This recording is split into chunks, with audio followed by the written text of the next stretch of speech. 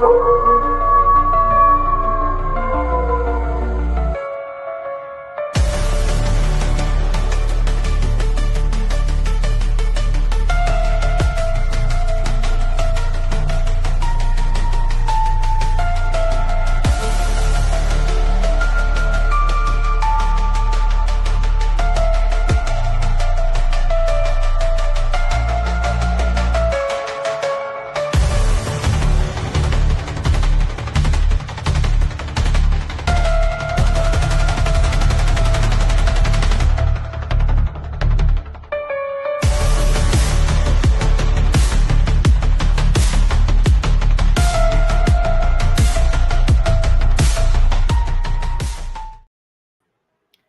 good afternoon, everybody. It's the Cryptid Huntress.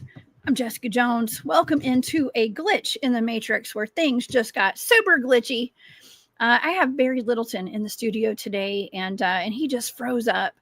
And I'm hoping to have him back here in just a couple of minutes. We were just backstage talking. We have so much to discuss today, and this is going to be a super interesting show. And as most of you guys know, there was a massive earthquake yesterday in Russia, and which I guess there are a bunch of tsunami warnings all over the Pacific Rim and all over the west coast of North America and Central America. And I don't know how far it goes, but we're going to be discussing that today with natural disasters, along with a buzz that is going all over social media right now, especially on TikTok, my trusted news source, y'all, about secret, elite, underground, biodomed cities under the ocean. Okay, so we're going to get into that today. And Barry's back, y'all. So I see him in there. So we are going to talk about the possibility. Now, this is all going to be a hypothetical when it comes to these underground cities. Barry does have knowledge on some underground domed hotels and things like that are spoken about, which are public. But this gets into that fuzzy area, that gray area of, could the ocean be outer space? Okay, I know it's kind of weird, right? But we're going to talk about USOs and aquatic aliens and all that today. Gosh, it's going to be a great show. We are going to be jam-packed with a lot of good information today. So you guys, I am your pilot for this trip. And please fasten your seatbelts because we're flying down a rabbit hole today into the deep, dark blue ocean. And my heart goes out to anyone who's been affected by the earthquake from yesterday and any kind of tsunami aftermath. Please be safe out there, y'all. And if you're over there, any of our friends over in California, Oregon, Washington, over there on the West Coast, please let me know y'all are okay. Put it in the chat today so that we know you guys are safe. Okay. Well, if you guys would like to join me at a UFO conference, I forgot to pull up the banner again, but I'm going to be at the World UFO Conference this weekend up in Demarest, Georgia. And you guys are welcome to come join me. It will be at the RM Rose Distillery. And that's all day. I think it starts at 9 or 10 on Saturday. There's also a meet and greet Friday night. I'm going to try to make it to that. I'm not sure if I'm going to be at that or not, but I will definitely be there all day on Saturday. It's not at Piedmont University. Dang it. I can't get anything right today. I'm just kidding. It is going to be at RM Rose Distillery in Mount Airy. So y'all come see me. And you can find that on my website, which is thecryptidhuntress.com. Y'all just go over there. And you can find all my social media links and my calendar of events. And so, yeah, thank you guys so much for that. Also, I do have a Patreon if you guys want to support my work. Thank you guys so much for all your support. And I have a shop. It's called War Woman Goods, and that's over on Etsy. And thank you to everybody who's been buying stuff out of my shop. Y'all are so awesome, and it means the world to me. Okay, let's get into our show today because I have Barry here. Again, I had Barry here on Monday, and that show was literally out of this world. We had a wonderful audience for that, and you guys have really shown some support over that video, and I'm super excited. And today we have more alien related stuff to talk about and underwater stuff to talk about. And so it's perfect to have Barry here. And by the way, I know we're hyping up tomorrow night, a remote viewing show, but Barry's had a scheduling conflict. And so we're going to have to postpone that till next Thursday. So Barry will be back next Thursday, next week. And I'll have a different target for you guys tomorrow night. All right, let's get to it. It was reported that an earthquake that measures an 8.8 on the Richter scale struck the eastern coast of Russia yesterday, and tsunami warnings for most of the Pacific Rim were put out. This is the largest earthquake on record since 2011 that caused the Fukushima disaster in Japan. The entire west coast of the United States and Central and South America were put under tsunami warnings. Now, this is going to lead us into the question of what if the surface of our Earth became uninhabitable? Could humans live in cities underwater? Some claim that the elite have secret underwater, fully functional biodomes under the ocean floor across the world where entire human societies are living without any knowledge of the outside world. It's supposed to be, this is alleged, a classified government experiment that has been in use for decades. The purpose was to create a completely controlled environment with no external influence and no history or outside interference. The people inside were said to have been born into a controlled and fabricated reality where everything from their culture to their reality is fabricated, like the Truman Show. There are supposed to be, so allegedly, hundreds of these biodomes in existence. Y'all, that's wild. And we're going to talk about that in just a minute. We'll also be talking a little bit about the government oversight, the Congressional Oversight Committee meeting that happened at the end of last year, where they admitted, their experts admitted to having aquatic aliens and UFOs or USOs all around the world. Okay, so of course I have my resident alien and ET and UFO expert here today, Barry Littleton. You guys can check out his YouTube channel. He is a fantastic researcher when it comes to all things paranormal, ET, cryptid, you name it. Please help me welcome to the show today, Mr. Barry Littleton. Hey, Barry. Hey, what's up, Biodome? Remind me to come back to that. Thanks for having me on again. And I got to say, I was really blown away. I haven't done a whole lot of public stuff in the last month or two, but I was really shocked by the responses we got. Very, very, very positive. I mean, I got a couple of emails and some other things. So I want to say thank you to your audience. It's interesting. One thing I can say is that as cool, your audience is super cool, but you don't, always have to be liked to be successful. And I know I have a couple of people out there that do not like me. And I was criticized about, he bitches race all the time. First of all, I don't mention it all the time. And number two, there is a reason behind that. Mm-hmm. Okay. And number one is that when I was looking for information, I've said this before, there was nobody that looked like me, especially when it came to the contactee scenario. Mm-hmm. Number two, nobody was talking about ethnic or melanated extraterrestrials. It was very rare to hear about it. Those two things are discouraging, okay? And when I came forward, contrary to what some people think, I didn't just start coming forward when you and I met. I've been around for a while. I started in 2014. And I took heat from the melanin dominant community, also the non-melanated community at the same time. You know what I mean? Mm-hmm. And I was taking things like, he should only talk about melanin all the time. So, stuff like, it's a very skewed, but the reason why I do also is because it is not to separate and to pit us against each other, like somebody was suggesting in those comments. No, it's actually for unification. And when I say that, really what Gene Roddenberry was trying to show us in Star Trek, and I hear people saying, the Star Trek future, but do these people belong to the Planetary Society? Do they know what that is? But these are things that really take us into being a type 1 civilization.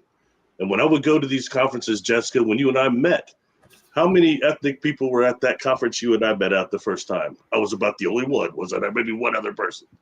And that is a little unnerving for anybody, I think, but since then I'm seeing it change. There are more ethnic people starting to come to the conferences. And that's what we need. We need both communities, all communities, to start coming together so that we can become a type 1 civilization. On the Bridge of Enterprise, the original, you had a little bit of everything on there. You had Russian, you had Asian, you had Black, you had alien form with pointed ears, looked more like Pan, but we'll talk about that another time. Just point being, I just want people to know that, all right? So that's why I enjoy working with you. You're very versatile. Not just have you raced cars and chased Bigfoot. You've also hung out with like Dominique Wilkins, my favorite basketball player of all time. Things Nick at Night. So stuff like that. I just want people to know that, all right? I don't want people to think that I'm like using that as some sort of a reason to pit people. It's not like that. It just, the more awareness comes to it, the more it starts to change. You know what I mean? That's all. Yeah. Well, I appreciate it. And I appreciate you being here for sure. We had a great show on Monday, and man, it was really cool. And of course, anytime I cover UFOs or anything that relates to aliens, especially aquatic aliens as well, ETs, I think of you. And I know of all your research, you've done more research on this than anybody I know. Okay. So when they had that earthquake last night, I put the show together last night. Okay. Because I saw what was, what was kind of happening. And I think it's important for us to talk about these things that are happening in current events, because it does affect our everyday lives, especially to all of our viewers that are over on the West Coast right now, who could be affected by tsunamis and things like that, natural and man-made disasters. If you catch my drift there, a lot of strange things happening.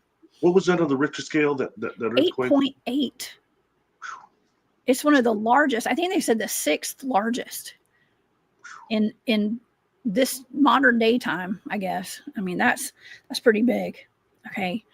Really big. And they were really, it was pretty, I was watching panic on social media last night with people, they were evacuating Hawaii and stuff. People were having to go up to the highest elevation points. And, that's never a good feeling. And those floods that are coming and these things that really are evidence of a pole shift.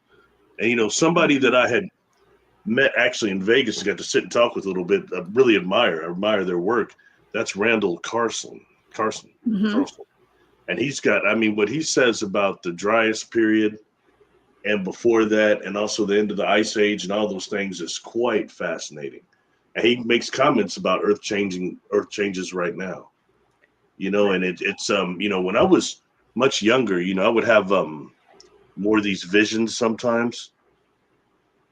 And one I had is like some type of a big city. It looked like maybe Dallas or somewhere with the skyscrapers, all the glass on the ground. Oh, yeah. And it really scared me and freaked me out. And then like maybe a year or two later, I started hearing on Art Bell, that guy talking Gordon Michael Scallion.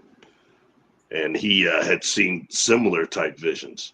And he got like maybe one earthquake right. So Art Bell's like, this guy's the new Nostradamus, all that stuff. Art would hype some stuff up. But nonetheless, he's the guy that made that future maps that you and I have discussed on some other shows. Oh, the Edgar Cayce map, where I call it the Edgar Cayce map, the one where the United States is flooded and there's only the highest elevations are left, basically. That's Gordon Michael Scallion's future map. Oh my God! And Edgar Cayce had some stuff he predicted too. You are correct on that. But the one that you and you've shown before that I've shown on some videos was the Gordon Michael Scallion one. Basically, where you live, there's like nothing, right? But water, right? I would have oceanfront property. Yeah. Yeah. Like Lex Luthor on Superman 1. Lexington, Otisburg. Anyway, sorry. Oh my gosh. I've got this map right here. Let me see. Let me pull it up. Let me share my screen real quick, because I think this is and what's up, Big Willie? Thank you for being here today. I miss you too. That's awesome. We need to catch up sometime. Good to see you here. Okay, let's pull up this map. Share screen. It takes me a minute. I feel like an old lady sometimes. Like, what do I do here, Sonny? Okay. Underwater. Gordon Michael Scallion. Here we go. Okay. Let's pull this up and show. This is, it's almost like the doomsday map or something. Okay. This is wild. It shows, I mean, it looks like you'd be okay out there where you live, Barry.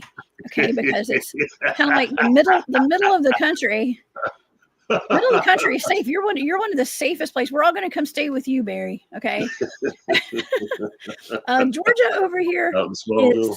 It looks like Atlanta will probably even be underwater, according to this map. I mean, all of California, all of Nevada, New Mexico. Let's see, what's that? Utah. Is that New Mexico? No. Okay. Well, actually, okay. Utah. Even Oregon is going to be all underwater for the most part. I mean, look at that, y'all. Oh my gosh. Arizona, not New Mexico, but Arizona. Okay. Look at that, y'all. That is wild. Louisiana will be completely gone underwater. Half of Arkansas. It looks like all of the Mississippi River, it would just completely flood. And yes, I will pretty much have oceanfront property where I live in Georgia at that point. But I've always said, like, that's just what are the odds of this really happening? It feels like there's some kind of an agenda, like somebody's gonna, man-made disasters will make this happen or something. I know I sound like a conspiracy theorist. I know I do, but how would they know that would happen? Do you know what I mean? Like, this has been predicted for so long. How did they come up with that? Him. Well, you mean Gordon himself, or? Yes, or whoever came up with that map. He was having those visions. He was having visions, and they were really pushed by Art Bell the most. I'm sorry, I was trying to look up another map I have. He did another one that was more just the United States exactly. It's colored different, and it's pretty much horrible. Sorry. So anyway, I was looking for that. Sorry, I wasn't able to find it. I was going to post it down there. But hey, what's up, Dan? Dan, really great person there. Someone person that is really watching, very aware. So thank you. Always appreciate your comments on a lot of stuff I do, Dan. Anyway, sorry. That's the main way I know about him. I know there's some other ways too that probably your audience knows more than I. I know Nostradamus had some predictions. Also, like you mentioned, Edgar Casey. But all of it seemed to be generally psychic predictions. Okay. Yes. And how many times do we hear this? Let's be honest, okay? Almost none of that crap ever happens. So people got really mad at me for saying that, but I'm just being honest, okay? It's empirical evidence and data. Nothing that these people says happens. What? Nostradamus got a few things right, but overall, in Casey, a few things. But that material in ARE is so hard to sometimes decipher what's what. You know what I mean? But anyway, it's just, I'm just saying, overall, and the people that we've heard and they come around, we've heard, how many dooms predictions have you heard? I've heard more than I can shake a stick at. Okay. And I think, as we talked before, that's also to skip us to another timeline or another future to where, Earth cataclysms are natural. They're going to happen no matter what eventually. So you don't have to be psychic to know that. But anyway, I'm sorry. Yeah, it's just really odd, and I was kind of thumbing through social media this morning, and my buddy over at Strangeology on Instagram and TikTok, Jeff has been on our show before. I don't know if it was Spaced Out Radio or on this one, but I think we talked about Pigman or something. Okay, a while back. I like that name, Strangeology. Yeah, Strangeology. He's got a great channel if you guys go and check him out. But he was talking about some prediction. There's a lady, I think she's out of Japan, who had made, and I forgot her name, but she had made some psychic predictions about some of these earthquakes that were about to happen and all the flooding and the tsunamis and all that. Basically claiming, I think she thought it was going to happen in Japan, but it happened just on the, in Russia, not too far from Japan, right there on that coast right there. Or a peninsula. So it's kind of like always, but that was a psychic prediction as well. It was a vision that she had. So that's exactly lining up with what you're talking about.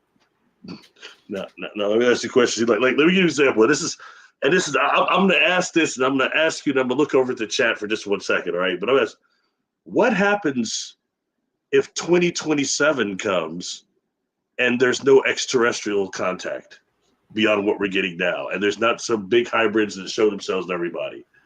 That's been predicted, okay? It's been said so thoroughly. What if that does not happen in 2027? Everybody will just blow it off and act like no big deal.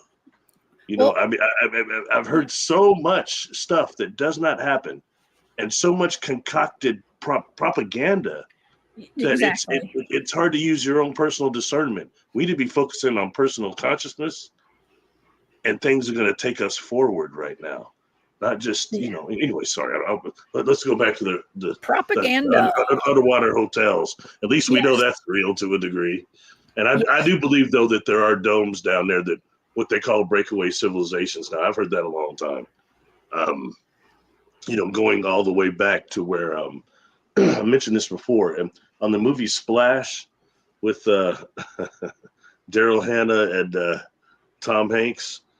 Yes. That is kind of a funny movie in a way, but at the very end, I've seen some of the ending with it and some of it not. She swims him down to, remember, he can breathe underwater as long as he's with her, and she swims him down to some inner city, and it's like a dome city, a light city kind of. Oh yeah. The end of that movie. Yes. So you know that thing. Or what is it, 10,000 years, 20,000 leagues under the sea, Captain Nemo and the Nautilus, they were journeying down to like cities in the sea. So, you know, it's not, and like I was thinking about some weren't there like crystal cities under the sea and stuff, and some movie too? I don't know. When I started doing some research on this, I started thinking about Biodome. Remember Biodome with Pauly Shore? Boy, that guy looks old now. I just saw a picture of him. That's shocking to see that cat, man. We're all getting old. Yeah. And was that Stephen Baldwin? I think. Yeah, it's one of the Baldwin brothers. Him, and that was a good movie. But see, that was not under the ocean though. But it was kind of introducing us at the time to the idea of a biodome. And I think that they ended up in some experiment or at a college or something. I can't remember the whole gist of it. But they had gone and they were like doing drugs and like all sorts of stuff inside this biodome, but they got locked in for like a year or something. It was some kind of experimentation that was going on inside of a biodome. And I don't know. I've been thinking, I mean, I literally had a hard time falling asleep last night, Barry, because I was pondering. Okay.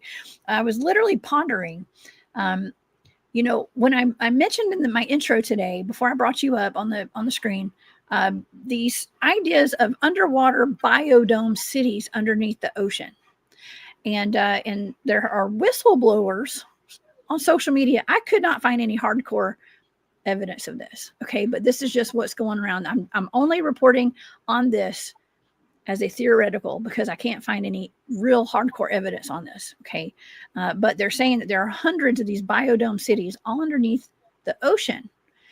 Now they're saying it's almost like an M. Night Shyamalan movie. Okay. What is that movie where like there's like a community out at some kind of like national park or something? It has a fence around it. And they're living back in like the 1800s or 1700s. And they find out that it actually just is like an experiment or something. And the one of the girls, she's blind, I think. And she like wanders off and she's got to go meet. She meets like a park ranger who gives her some first aid or something. I don't remember, but it's like it's almost like, it's like that. Okay. It's almost like they're saying that there's this experimentation now, knowing what we know about like the potential of there being a secret space program, people living off planet. What if off planet? Okay. This is so weird for me to even say this. What if off planet? I know it's not. Well, it may not be.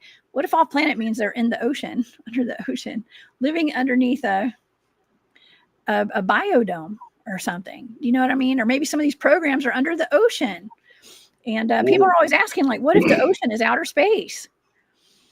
I know it's weird. Well, you know, I mean, there's been that whole debate of fluidic space, which Star Trek Voyager actually exploited a little bit with what they call species 8472, I think it was. But in reality, scientifically, there's been said that space is somewhat fluidic in a way. I can't say that I fully agree, but I don't know. You know what I mean? Wow, interesting. We're at an interesting point. Of all the times we've done shows and talked, this is the first time you've mentioned a rash of movies that I have never seen. I couldn't take Party Shore. I couldn't do Biodome. I could do Exceed. I could barely get through Encino Man. Was that him or whatever? I mean, it was. So each movie you've mentioned today, I have not seen at all ever. So that's pretty cool. Normally it's the reverse, isn't it? Oh my gosh, I know. I did used to watch movies when I was growing up. When I actually had a little time on my hands, I watched some movies, and I do remember that one. It was good. I used to like Pauly Shore. Okay.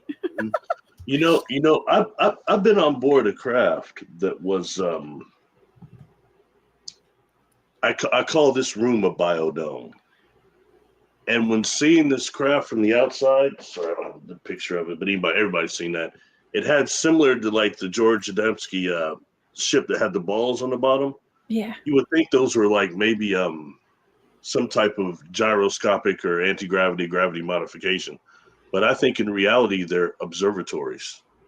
And I went down in one of those things, and this being it was a very odd room. Okay, there were these eggs in every room. I put a picture of that up down there, but it had like a metal like shield over it, or like metal roof, and then the individual does something, and it goes back, and I can see what looks like an environment of some type of a planet. I'm sure it's not Earth, and it looks like it's had these thick clouds, like yellowish clouds. It looked like it'd been decimated by probably toxic gas of some type.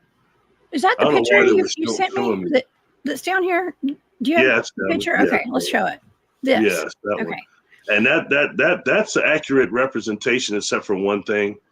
He was sitting in the front. That's that insectoid. He was sitting in a chair that was like a little white chair that was kind of like a half chair. I couldn't find a representation of that, so I just told her to put a Captain Kirk chair in there. But otherwise, it's accurate, especially the egg in the back. Point being, though, anyway, is that I could see this atmosphere, and this is before we seemed to depart that place. And there's just a little bump. There's no real feeling of, gravity or anything. But that to me was a biodome. And I'm sure that was the bottom of this craft, actually, that looks like a ball from the outside, like a spherical gyro ball. Anyway, just food for thought on that. I like to try to make correlations. Like we'll make some correlations with some of the aquatics and some things like that. Mm-hmm. And, not just because, at least there's a little bit of science in a few things. I can at least get a premise of what I'm talking about. You know what I mean? Not that I know everything by any stretch, but I don't know where that was. I don't know where that was, and I don't think it was Earth in the future.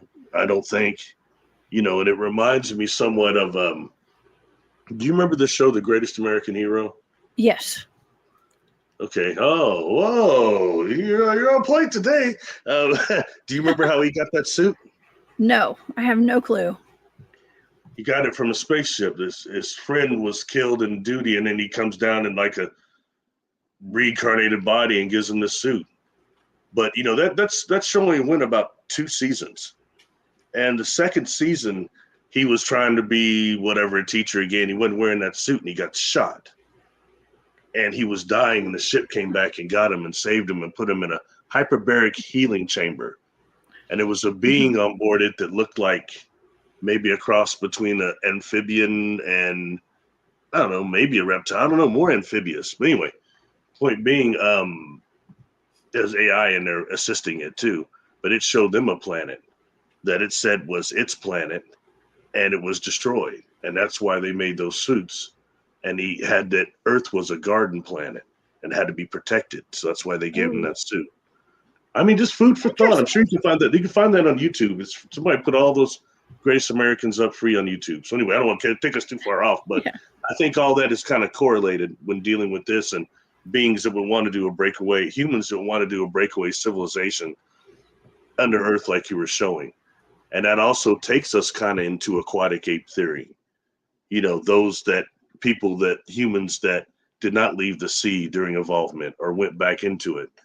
The same as what if you see, like, there's recently I was watching a Nova, they were showing what whales look like before they went fully aquatic when they were walking around. It's quite interesting. You said walking around? Yeah, when they Whales were were still walking? when they were still they were mobile on land. They were land Whoa. dwellers before they went into the sea and changed to more amphibious. It's quite interesting. That's The evolvement of the whale. Yeah. Oh It's my a Nova. gosh. I like Nova still. It's a shame that public broadcasting is about to go out. You know. Yeah. No more Oh my Sesame gosh. Street for your kids or Oh anybody. yeah. Well, my kid's too old for Sesame Street at this point. But, That's true. That's true. Sorry. Yeah. It was good to learn numbers and letters with Count Dracula. Okay. He'd still be down. Count. He'd still be down for some 3, 2, 1 contact though. He's not too old for that one. Yeah. Right. No, my son thinks he's grown. Okay. So, but anyways, besides the point, that movie that I was referring to earlier is The Village. And thank you to everybody in the chat who put that in there. I couldn't remember the name of it. That's a great movie. If you guys want to, and I know I totally spoiled it for everybody if you hadn't already seen it. It's wild. You feel like it's set back in like the 1700s or something. Okay. And then you find out that it's a plot twist. Big time plot twist. And it reminded me of what these underground biodomes under the ocean would be like. The way they were described, it's like full cities of people who are like an experiment, Barry. And when I hear that and I'm reading this, it's like an experiment by the deep state or whoever's doing this. I don't know, whoever's running things, the controllers, putting people in a dome. Okay. I just started thinking, maybe there's something to this whole flat earth theory, dare I say, and the whole firmament and the Truman Show and all these things that they combine. I'm not saying this is right or true, but I'm saying, what if, we talk about the earth being a laboratory. What if we're just in some big experiment right now and we're in the biodome under an ocean somewhere? Golly. I'm just, I couldn't, this is why I couldn't sleep last night. Okay. Well, with all honesty, I once worked with someone that I do not now that very much believed that, obsessively so. So that that's cool. It's to each one, everyone.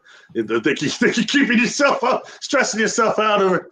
I wasn't stressing. I was just thinking of all the possibilities, and I was like, well, what if the things that I didn't think were real are actually real? And like, well, I don't know. I mean, that's why, I'm trying to connect the dots, and then I'm thinking about all the things that people have said to me, and I've been like, no, that can't be real. And then I'm like, well, what if it is? What if we're just all some big experiment? What is that? Big Crit said that in one of his songs. It's like, what if we're just under a microscope and, we're just a big laboratory? And we talk about the earth being a laboratory, right? Mm-hmm. Yeah. Before, when I was young, and it was just before the shuttle crash, my mother, and then after that, she'd always said, watch when they send up these shuttles, and it's a big deal, but after that it rains all over the country for like several days. And after that, the Challenger exploded. She said, watch it rain for days after that. And it did. And she'd always look at me and say, they're not supposed to be going up there that way. It's like they're cutting their way out there. It's not supposed to be like that. She was right on quite a bit of that, especially when you start looking into warp physics. So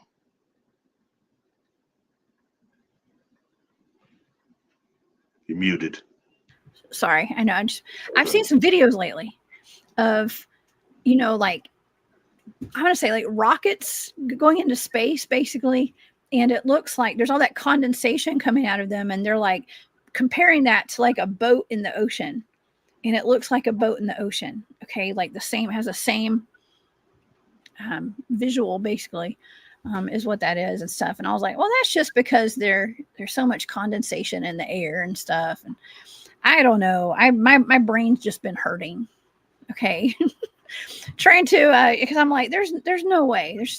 How many coincidences can there be though at this point? I don't know. Were you tripping out of the submarines? Yeah. And the whole submarine bases. Yeah, the submarine bases. it's just all, it's a lot, and I can't, it's hard to even put it into words right now. Okay. Because we just had that conversation about the submarines, and then we talked about the missing 411 and there being a connection to submarines, and then we got people talking about how the secret space program uses submarines in space. Whoa, okay. I mean, technically, if you look at what a submarine is and what a spaceship is, they're quite similar.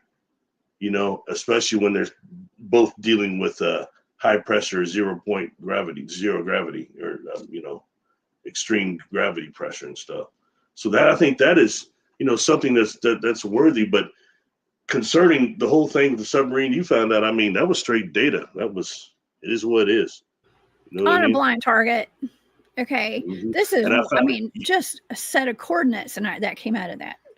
On that show, you had a couple people in the chat. Sorry, I can't remember the names of everybody, but they, not just individuals, said they lived in Pahrump, but there was somebody else that lived in Nevada, maybe two other people, and they talked about these spots, places they knew that there were these naval submarine bases. I thought that was really fascinating. You know, I mean, to be honest with you, I'm sorry, I've heard of Dulce and other things, but I didn't know about the underwater Nevada submarine bases. I'm sorry, I did not know that. It makes you just wonder how many of that are in how many states in just the U.S. alone. Yeah. Really interesting. Yes, that was perplexing to me as well. The first time I ever heard about that, I was like, "There's no way. There's no way there's a submarine base out in the desert." But lo and behold, there are. Yeah. So, yeah. I mean, wow. Anyway, I know. So why would there not be, you know, full cities of people, of humans underneath the ocean? They're saying, okay, according to what I was researching, they're saying that secret elite biodomes, secret elite. Okay, so it's almost like there's experiments going on, like, let's just say like secret space program type of stuff, right? Where they're just, I mean, maybe that's where some of these missing people are going. Speaking of the submarines and the missing 411 clusters, we're trying to figure out where all these missing people going. We know we're, according to my data, it said they were being taken underground somewhere, right? And they were being experimented on, okay, and then disposed of, basically. That doesn't mean they're all just going into some facility and it's like a prison. Some of them may be going into biodomes under the water. You know, and that was the way the coordinated, the target was viewed from several different ways, especially including, you know, not just the hunters and the missing hikers and things, but also the water deaths. One of those was specifically focused on that. And I found it fascinating that both the data always led to underground facilities, laboratories, you know. Underground. It can be under ocean. Mm-hmm, mm-hmm. And, you know, and again, the same as what Credo Mutua described happening to him during his abduction by the Mandingo, that he says really stands for tormentors of humanity, or tormentor of man, something like that.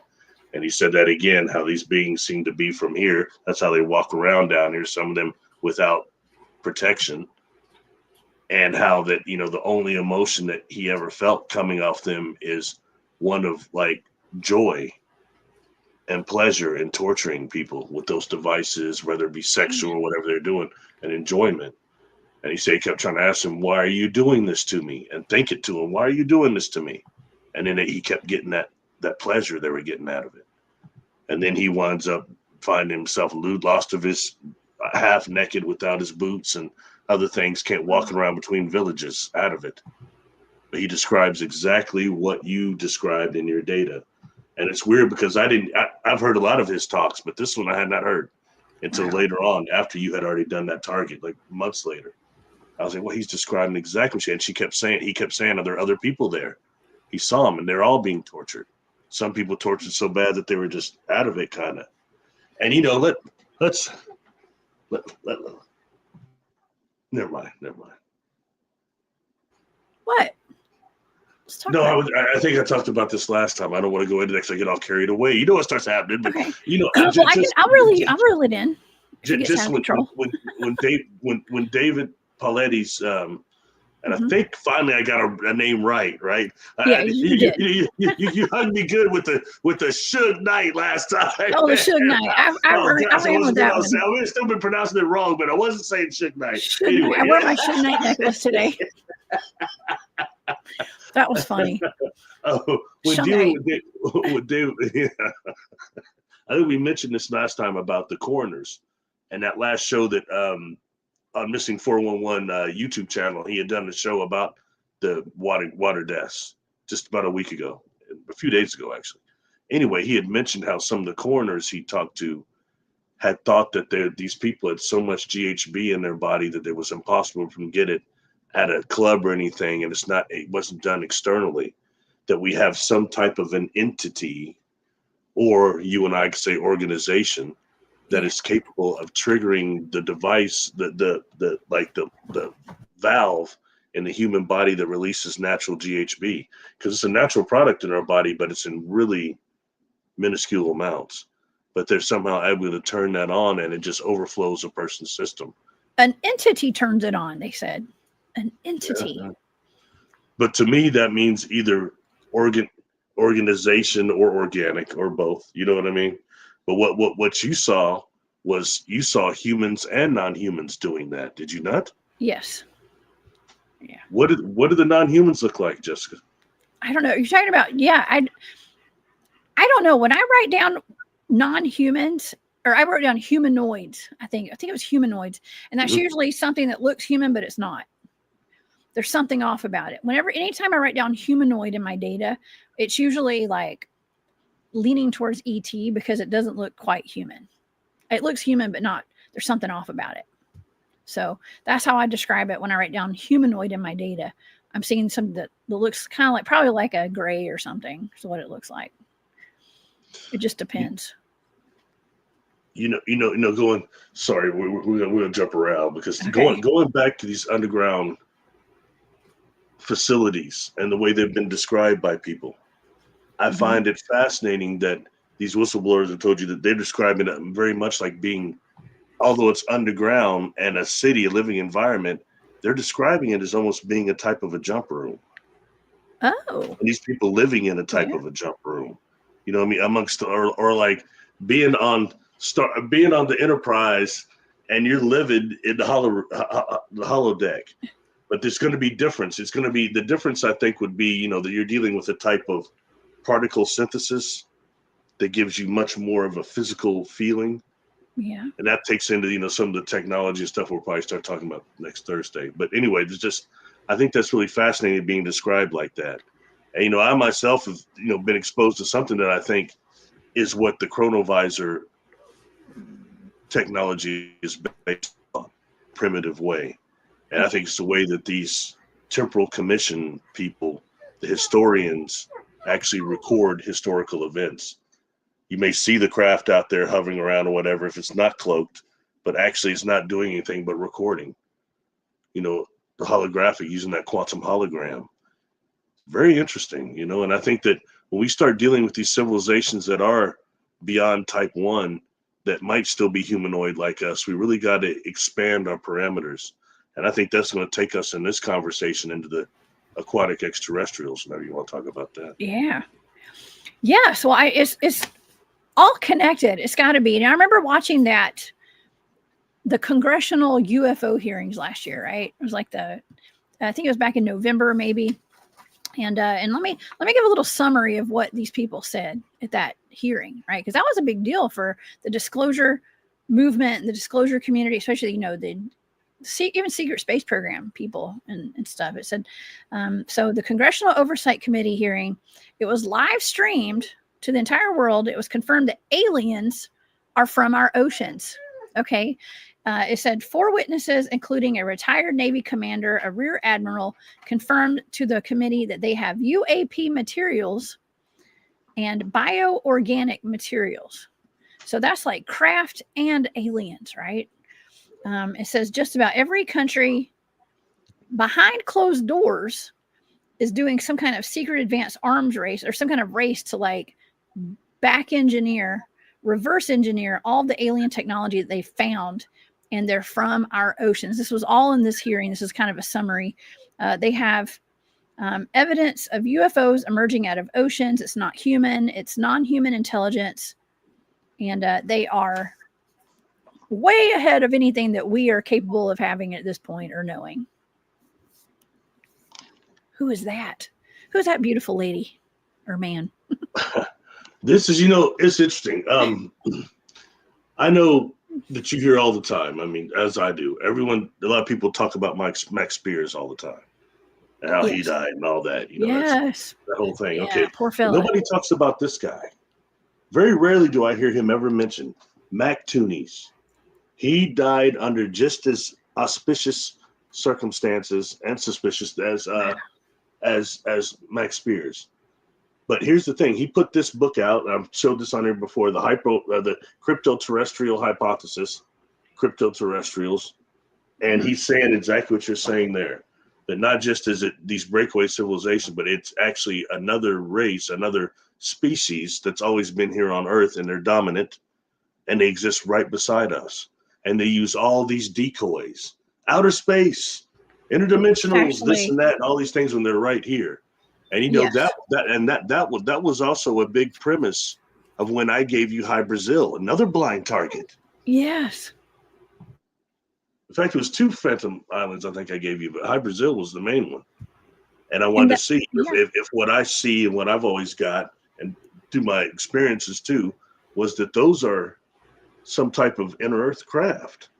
They're craft that come up and they have to recharge those solar magnetic crystals on board, which are similar to what people call now Atlantean crystals, and it goes all New Age and stuff. But the truth is, you have other civilizations that use chemical or bioluminescent crystals that have a solar magnetic charge to them to actually power some of these craft. It's like dilithium crystals on steroids, but they have to come up and recharge those every so often. And that's what exactly your data showed. So, that's fascinating. So anyway, sorry, but I think when dealing with these crypto-terrestrials and things like that, that's where we're at here. And even like some things like types of grays and things like that are to even distract us. Not that that's not real, but distract us from these beings that are right here with us. We're looking at Zeta Reticuli and things, but you got these beings here. And then you've got those that are coming back from the future that have done something that can to themselves, that they don't have the genetics. They're coming back and doing all this stuff to us, tormenting people, quote unquote. Anyway, sorry. Man, yeah, that High Brazil target was really cool. And I picked up that it was something coming up from inner Earth. Do you remember that? It was like something had to come up from inner Earth, and it was using the sun as power. Okay. It was radiating the solar power to charge up. And that was in that data. That was a great target, man. Great target. I don't know. There's put my mouth. It flabbergasted me momentarily only, but I was flabbergasted a little bit when I was reading it.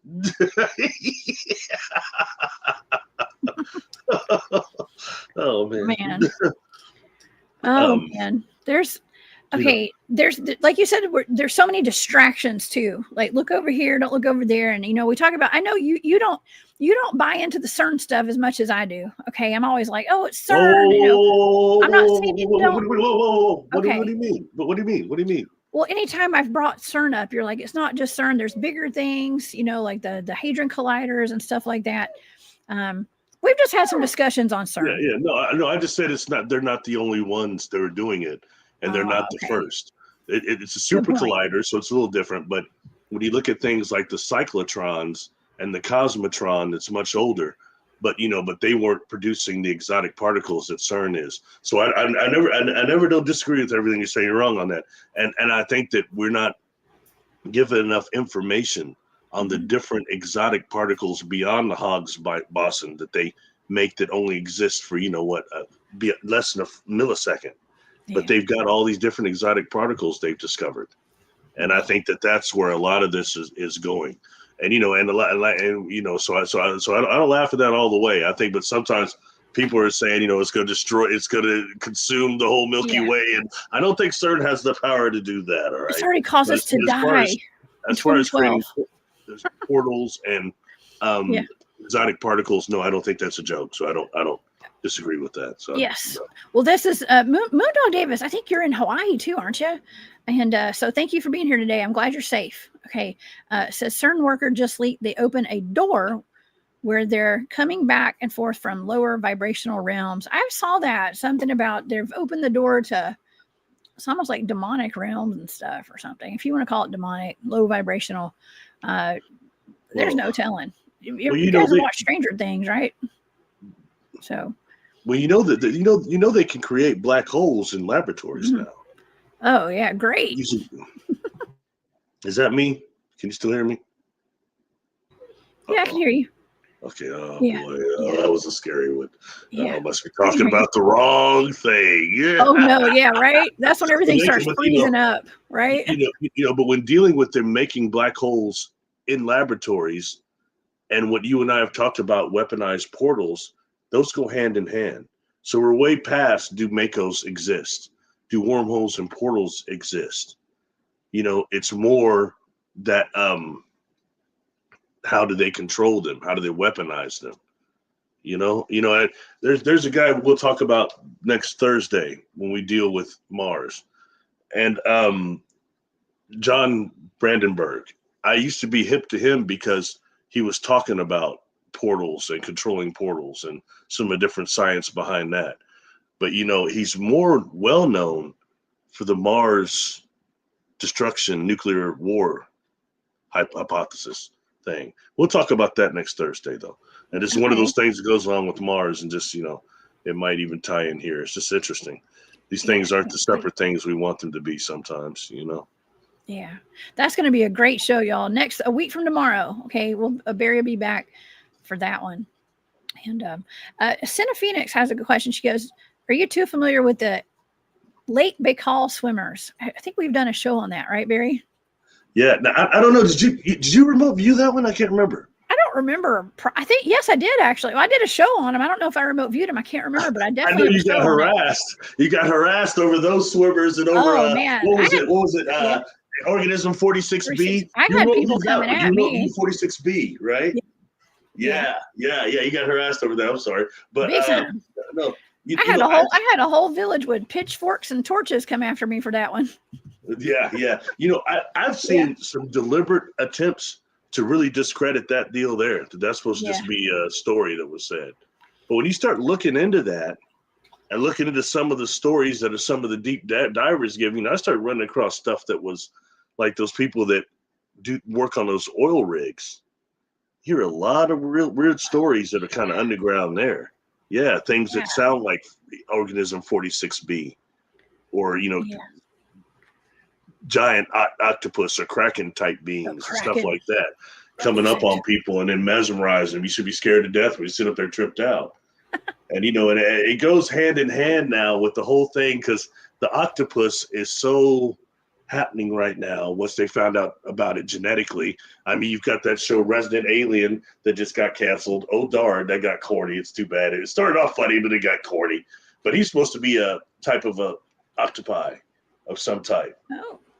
So, I mean, but it's interesting where that's going with that because it's come a long way from just the show Octopus when I was a kid that was crushing the ships and eating people and all that, Mm-hmm. They did that real good with that. You just saw one tentacle and a big old eye. That's about it.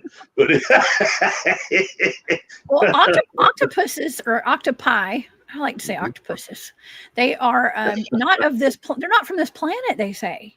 But I mean, I don't know if we've got aliens in that congressional hearing. They were basically that I referred to earlier. They basically were saying that aliens have been here longer than we have. What we consider to be aliens have been on this planet longer than us. And that, some people say, well, we're the aliens and all this stuff. Like it's us in the future coming back and stuff. I don't know, y'all. My brain hurts after trying to piece all this together for the show today. It's a lot. Well, we talked about the extremophiles last show too, which exists around the thermal vents, the Yeti crab and other species like that are completely different. And that takes us into astrospeleology. That are looking in caves, people trying to get things like in Europa and places like that. Do they have these type of extremophiles in those caves, especially ones that are maybe based on, a completely different than the carbon like we are? things of silicone or things of phosphorus. So, it's very, very fascinating. We start looking into that. It's things that aren't maybe not even amino acids. And Whoa. when dealing with this whole thing with these breakaway civilizations, that these underground domes, how much are they going to be interacting with galactic trade, with galactic speed, or with species, interdimensional, extraterrestrial? Because you start dealing with the ocean down there, there's a whole other thing going on. We know there are already bases down there that are not human. Yeah. And for something like that, there's that book by Preston Dennett. I don't think he gets enough credit for the work he's done, the research he's done. He wrote a book, Underwater Bases, and it's really good. Tons of accounts. And he talks about, the areas like Catalina in California that are super active. Or what is it? The place where my brother lived in California, and he always gets mad when I mentioned that. I said, they say Palos Verdes is really, really happening. Full of like USO activity. And my brother was like, I said, what? He goes, man, you don't understand. When I lived there, the way those people were from there. I'm from Palos Verdes. So I don't know, man. I don't know. Oh, man, Catalina is actually where they also had giants. A lot of giant skeletons were found on Catalina Island. And they also have a pretty spicy wine mixer there every year, if y'all know what I'm talking about. On that movie. That's Step cool. Brothers. Okay, it's a good movie. It's another movie reference, Barry. Can you believe it? Okay, so anyways. Oh man. Okay. I had something really important I was about to say, and I can't remember what it was now, but very interesting. Hold on. I actually wanted to show some pictures of some of these. These are artist renditions, right, Barry, of like underground biodomes and stuff. Okay, like if you just look online, like something very futuristic, right? Futuristic. I mean, you actually have a reference of an actual hotel that's underwater, correct? Yeah, we know that there's a couple of them actually, and I can't say all these are the pictures of them. There's one that's supposed to be one of the inner deal, but the real ones are one called, and people your chat's so good they can look it up because I should have wrote down the places they are. Julie's Undersea Lodge, Jules Undersea Lodge.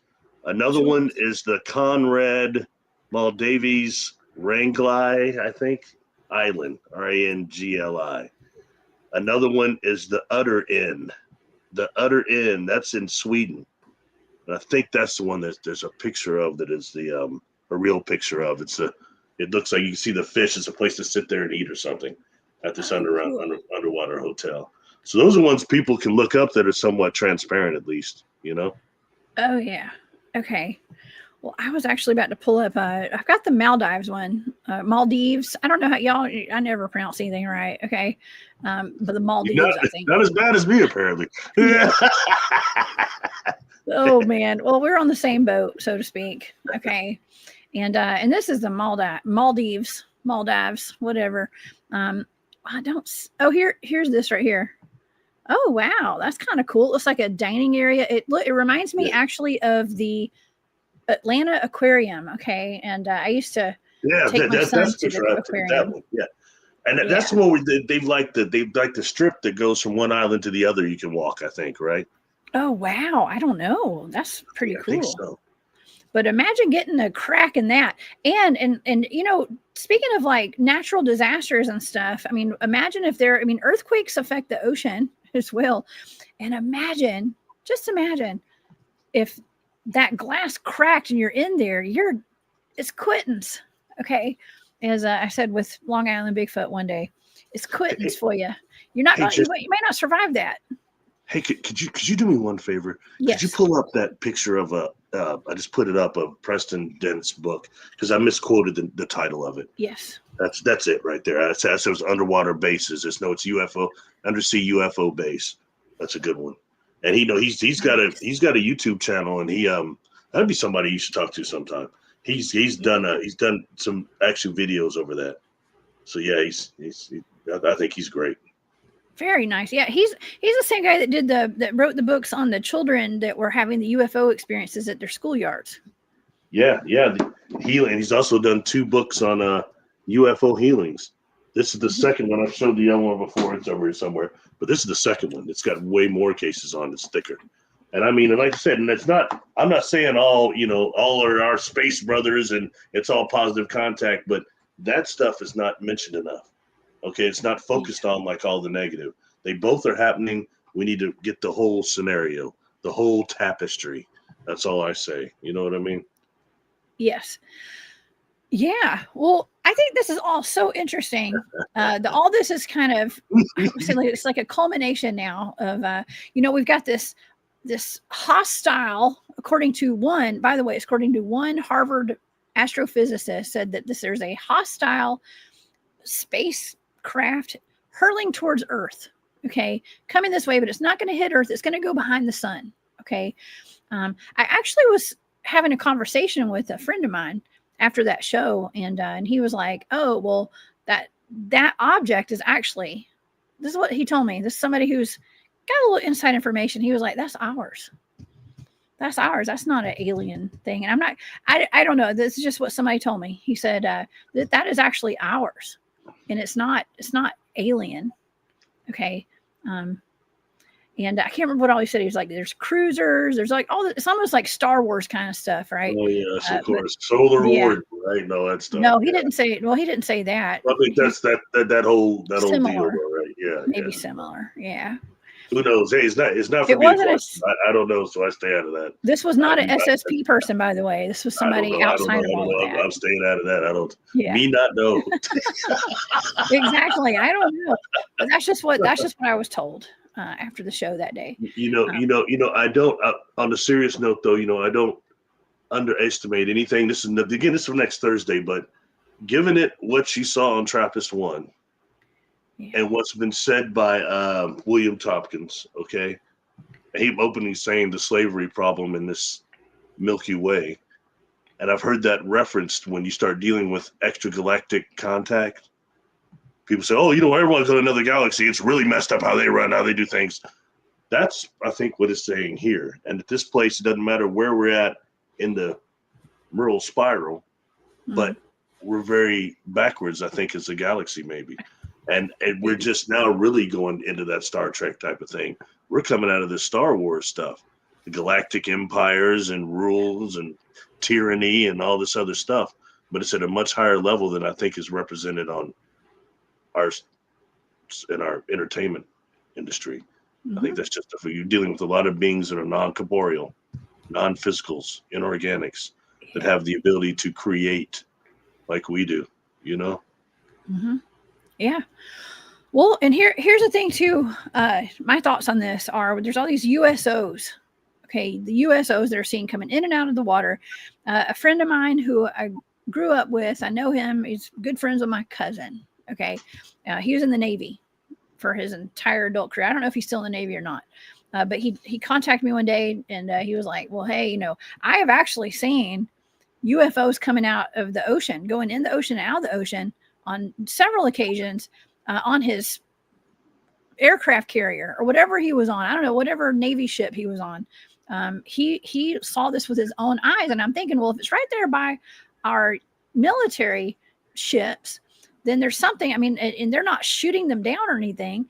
That tells me right there, first of all, there's probably, if we're talking about secret, biodome, places under the ocean, that means that it's us, I would think. And why would that ship be right there and they're not doing anything about these UFOs that are going in and out of the ocean? Because there's a base right there under the water, probably. It's my opinion for entertainment purposes. Did he ever see a splash? I didn't ask him. I didn't know to ask. I don't know. It's always an interesting question on those, That is a good question. Yeah. Wow. Yes. Baja Girl, maybe they have regulators and tanks underwater in that restaurant. Yes, they've got to have, they're all pressurized and stuff for sure. My favorite thing to do at the Atlanta Aquarium is to walk through the tunnel that takes you into where the whale sharks are. There's this huge tank where the whale sharks are, and you walk through there, and I'm always like, golly, I hope nobody ever breaks that or shoots, a gun, fire goes off down here, we're all screwed, man. Yeah.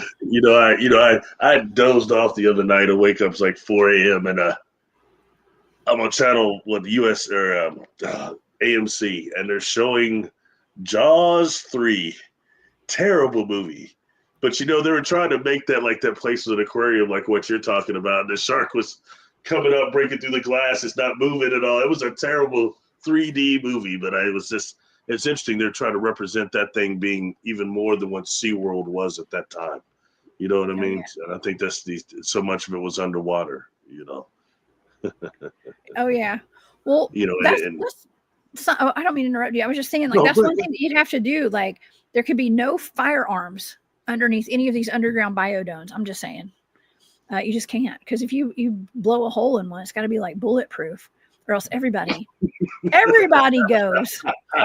know what I mean? Like, I think like that. I think like I have to think about that, because like I don't go anywhere without my personal protection. But underneath these domes, like, you're just gonna have to figure something else out to protect yourself. I know it sounds petty and weird, but it's the truth. A lot of us think that way. So would it be too off base for us to kind of go into some of the possible non-human factions? Absolutely. What we've dealt with here is mostly, I think, which would be the human faction, the human part of it. Yes. Which is, just a bunch of, not conspiracy, just a bunch of lies and stuff we're fed in terms of not knowing the truth, because I've heard about that for a while previous to this, so I don't doubt it. A lot of this comes also with talks of Atlantis and Lemuria and these other civilizations that have sunk. Anyway,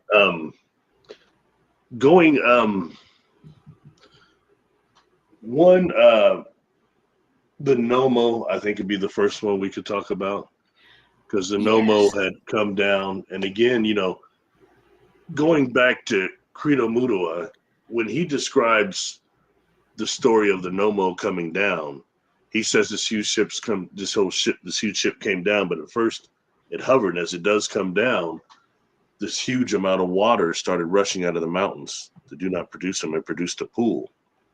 And that ship went down into the pool, and then the Nomo came out afterwards. Some of them were swimming around, and then a plank came out, and several of them wobbled out on the plank, and they didn't move well. And then he talks about how they ate the leader later on, all that. But nonetheless, when dealing with the Nomo, they said that they would come back when we were basically about to become a Type 1 civilization, going into the galactic trade again, part of galactic, but they'd be one of the ones that came back and helped us. Wow. Now, when dealing with things like, I mentioned this once before, things I pick up and I look at, there was that years ago, it was called the NASA tether incident, where that pole got loose from one of the space stations. And when you see it, you see all these things spurring around it. Okay, and it looks like they look like what could be called energy zoa critters, or possibly vehicles that are like Nomo, liquid perhaps, or some type of aquatic vehicles. Okay, just because they're somewhat orb-like, but they look very much, when you look at that video, they very much look like microorganisms when you look in pond scum. Okay, but the point is that Nomo or aquatic species, their ships coming back, a swarm of them. Have to start looking at these UFO swarms and stuff like that, especially things that happened before the age of the drones. So again, I'm not saying that that's correct, but it's food for thought when talking about these different kind of species that might be aquatic or amphibious. I myself,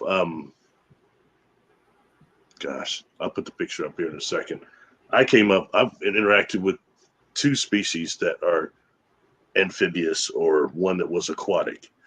You know what I mean? And it got me really wondering, because one of it took me into brain coral, what's called on Earth brain coral, and how sentient is coral going to be in the future, or was it in the past?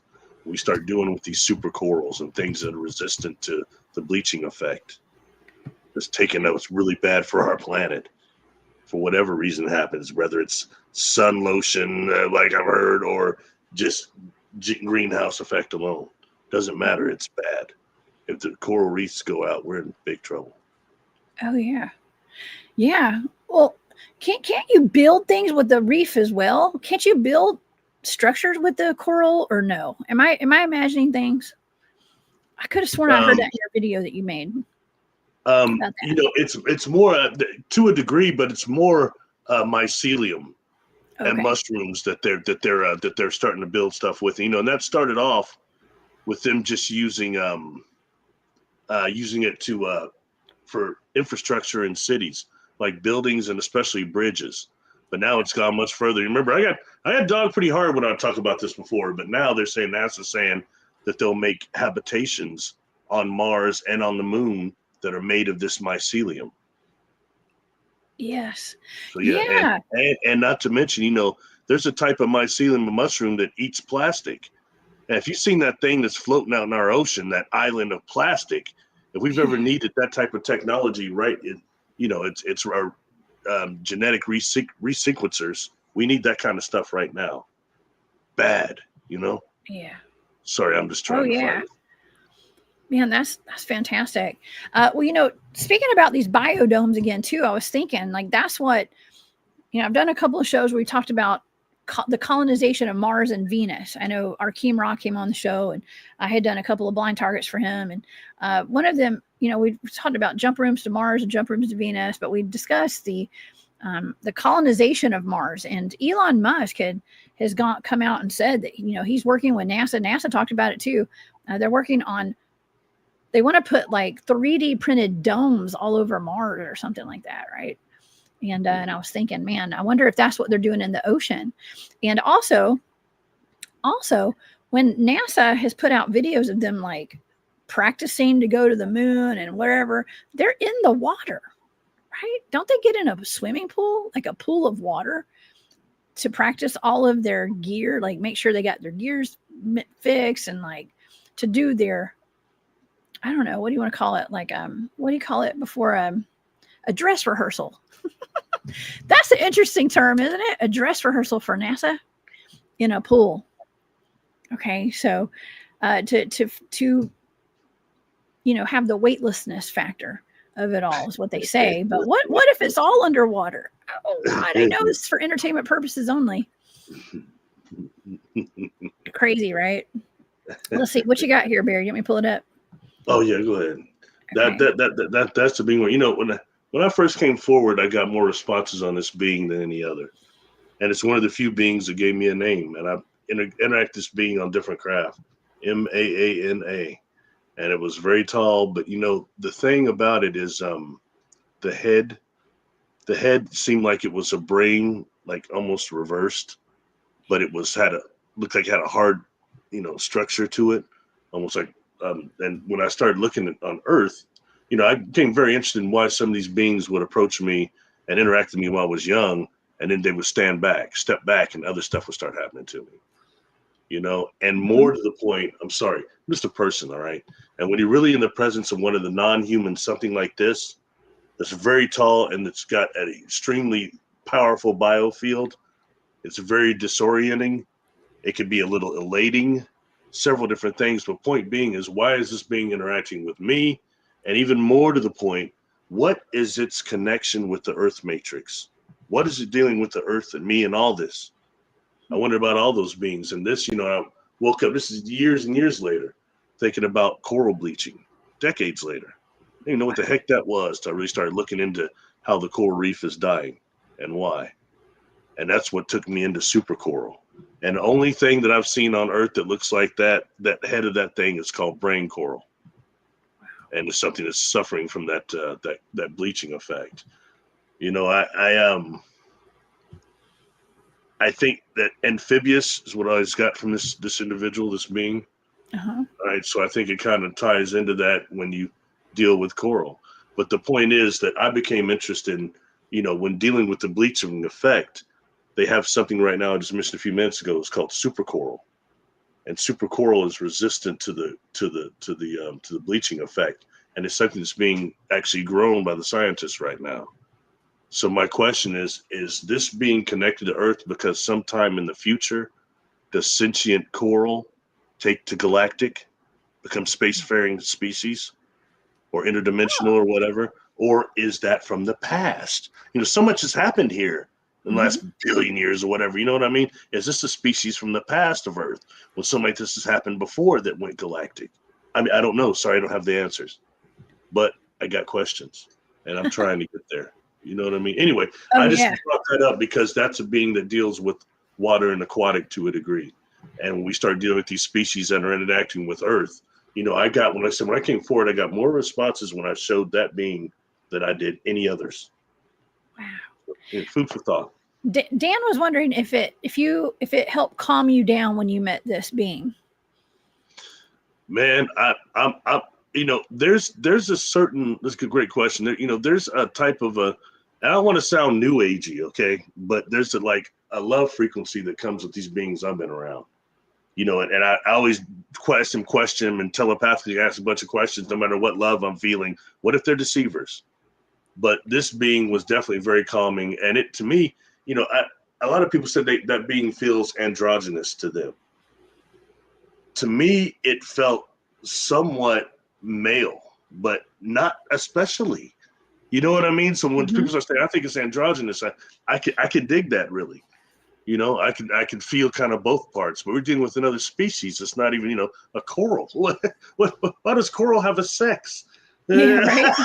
I mean, I don't know. The whole thing just it goes to a different deal. But I think when we look at the different beings, species, both plant, organic, on Earth, animal-wise, we have to start look at how many of that is replicated in the universe as species. Not just Milky Way, but galactic wise. And that's what's meant by Earth is this garden planet. Like was said, we mentioned the greatest American hero, but taking that to a different level, like the book Earth, the Only Planet of Choice, or that other book that I still can't find, Earth, the Living Library by Barbara Martinique. Everyone talks about Bringers of the Dawn, but nobody talks about that Earth, the Living Library book. It's pretty good.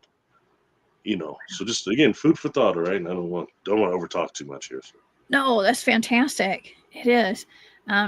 Daryl said they did underwater practice in the movie Armageddon to practice being out in space, in outer space.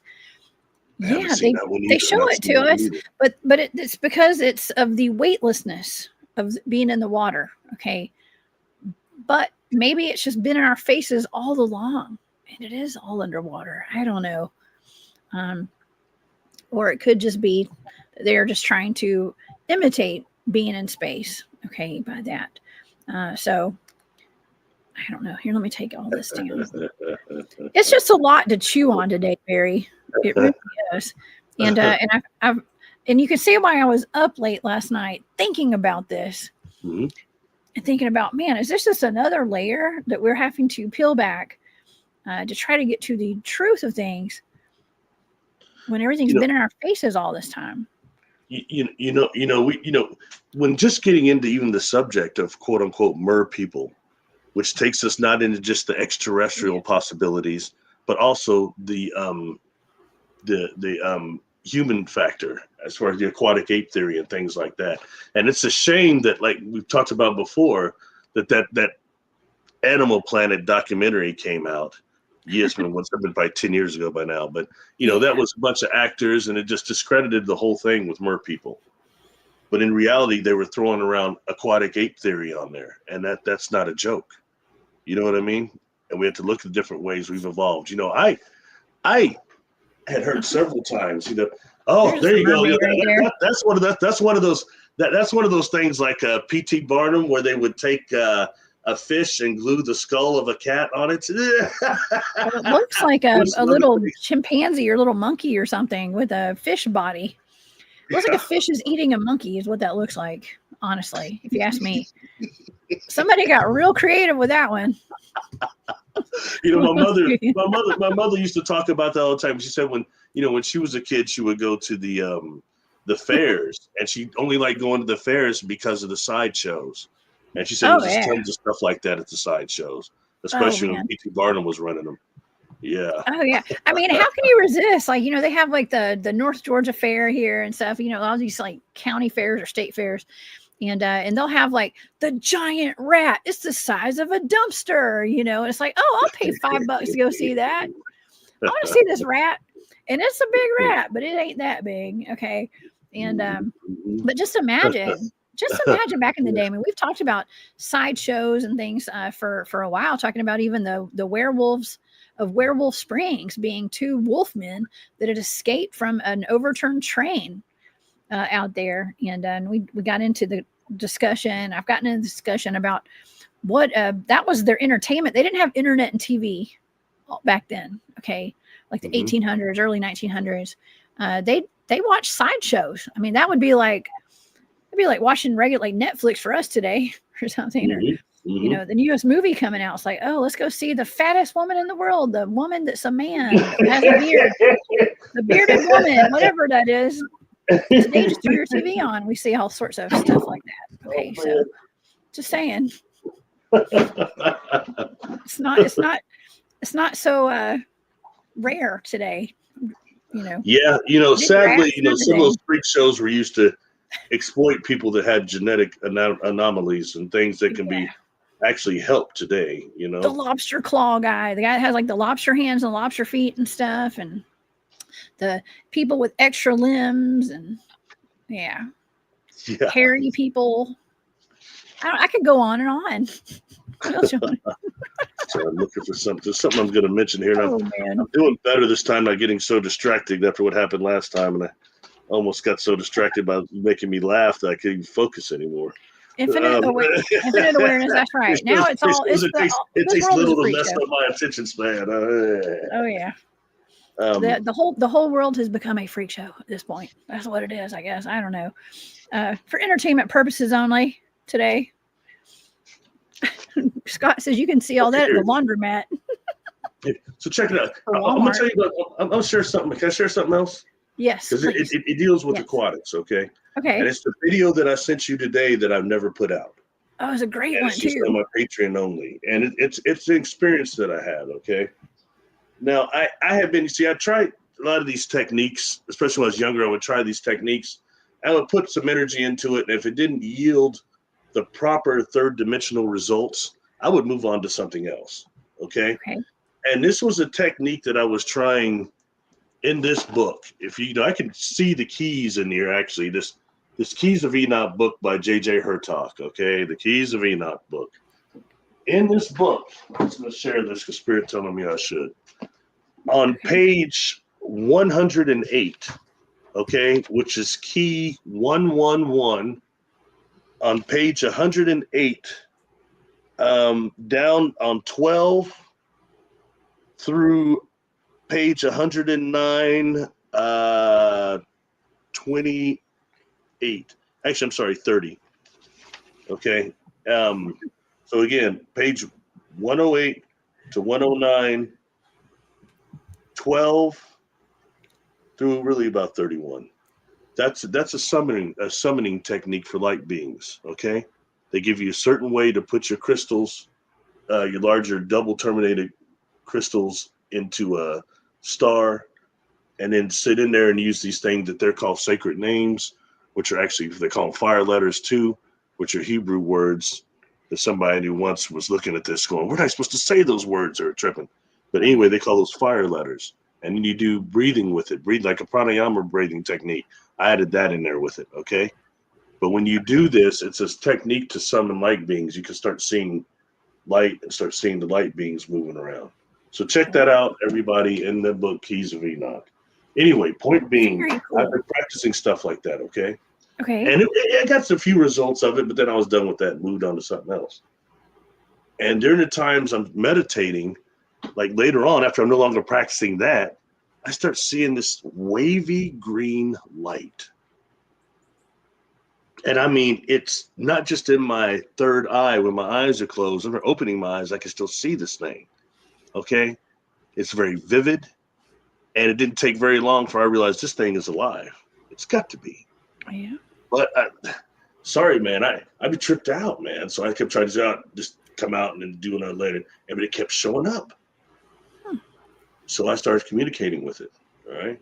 Okay. And one is I'm not really into channeling, okay, but that this is a communication that would be close to similar, but this being called himself, and I don't get names like Oshar, Oshar, and claimed that it was from a planet that's outside the space-time continuum called Obanar, Obnar.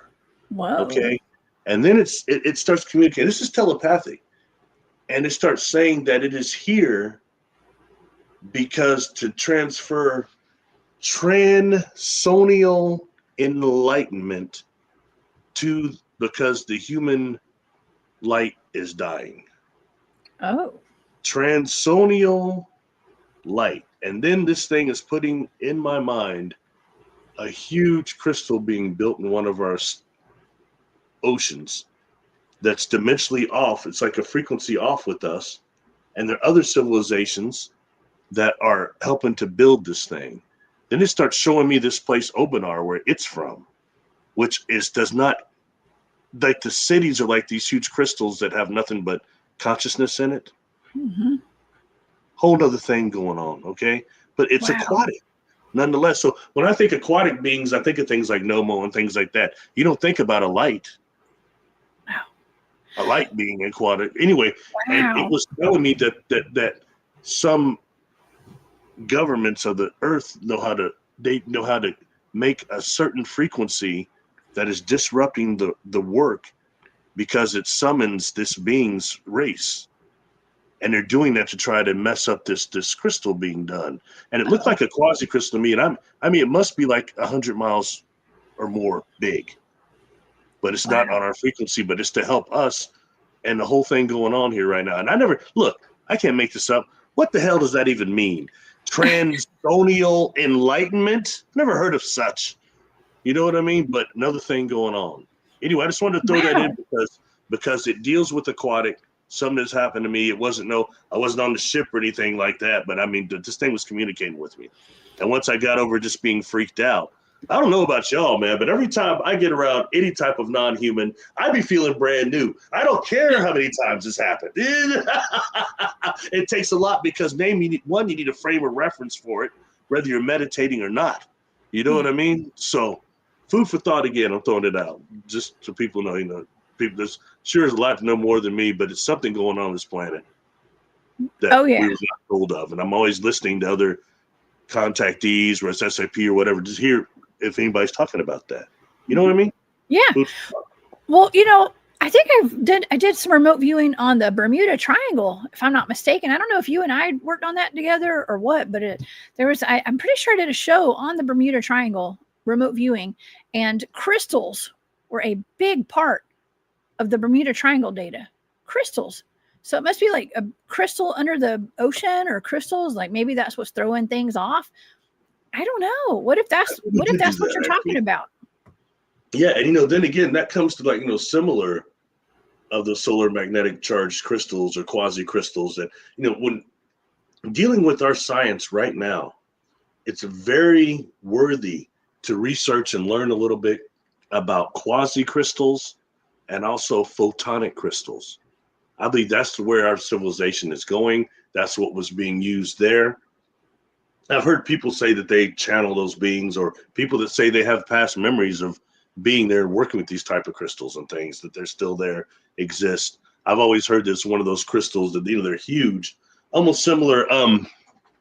Okay, again, this book talks about that too. Okay, and there's something called the Urim Thummim, Urim Thummim. And in the Bible, that refers to this breastplate that this priest was wearing that had all these different jewels in it. Okay.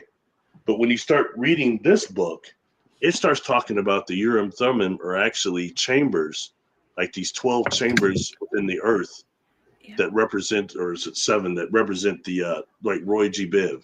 You've got Sapphire, you've got the huge chamber that actually keep the harmonic resonance of the planet in line. And it calls that Urim Thummim in this book. But when you start dealing with crystals like Bermuda Triangle, I think you were seeing that too. And I've heard that these things are still functioning down there, a couple of them, and they're causing that magnetic distortion, that time rift. These portals that appear at that place. There's like one there. Where's the other one? Devil's Island, maybe another one out there functioning. Oh, I've never heard of Devil's Island. Yeah, I believe. I'm sorry. Correction. I'm sorry. Devil's Triangle. Oh, Devil's Triangle. I know that one. I've heard of that one.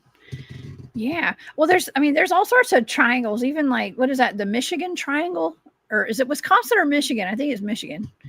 It could be Wisconsin. I just talked about it with Riley Watson came on the show. One. Is that one mysterious or mysterious? It's somewhere over one of the Great Lakes up there. I think it's the Michigan Triangle.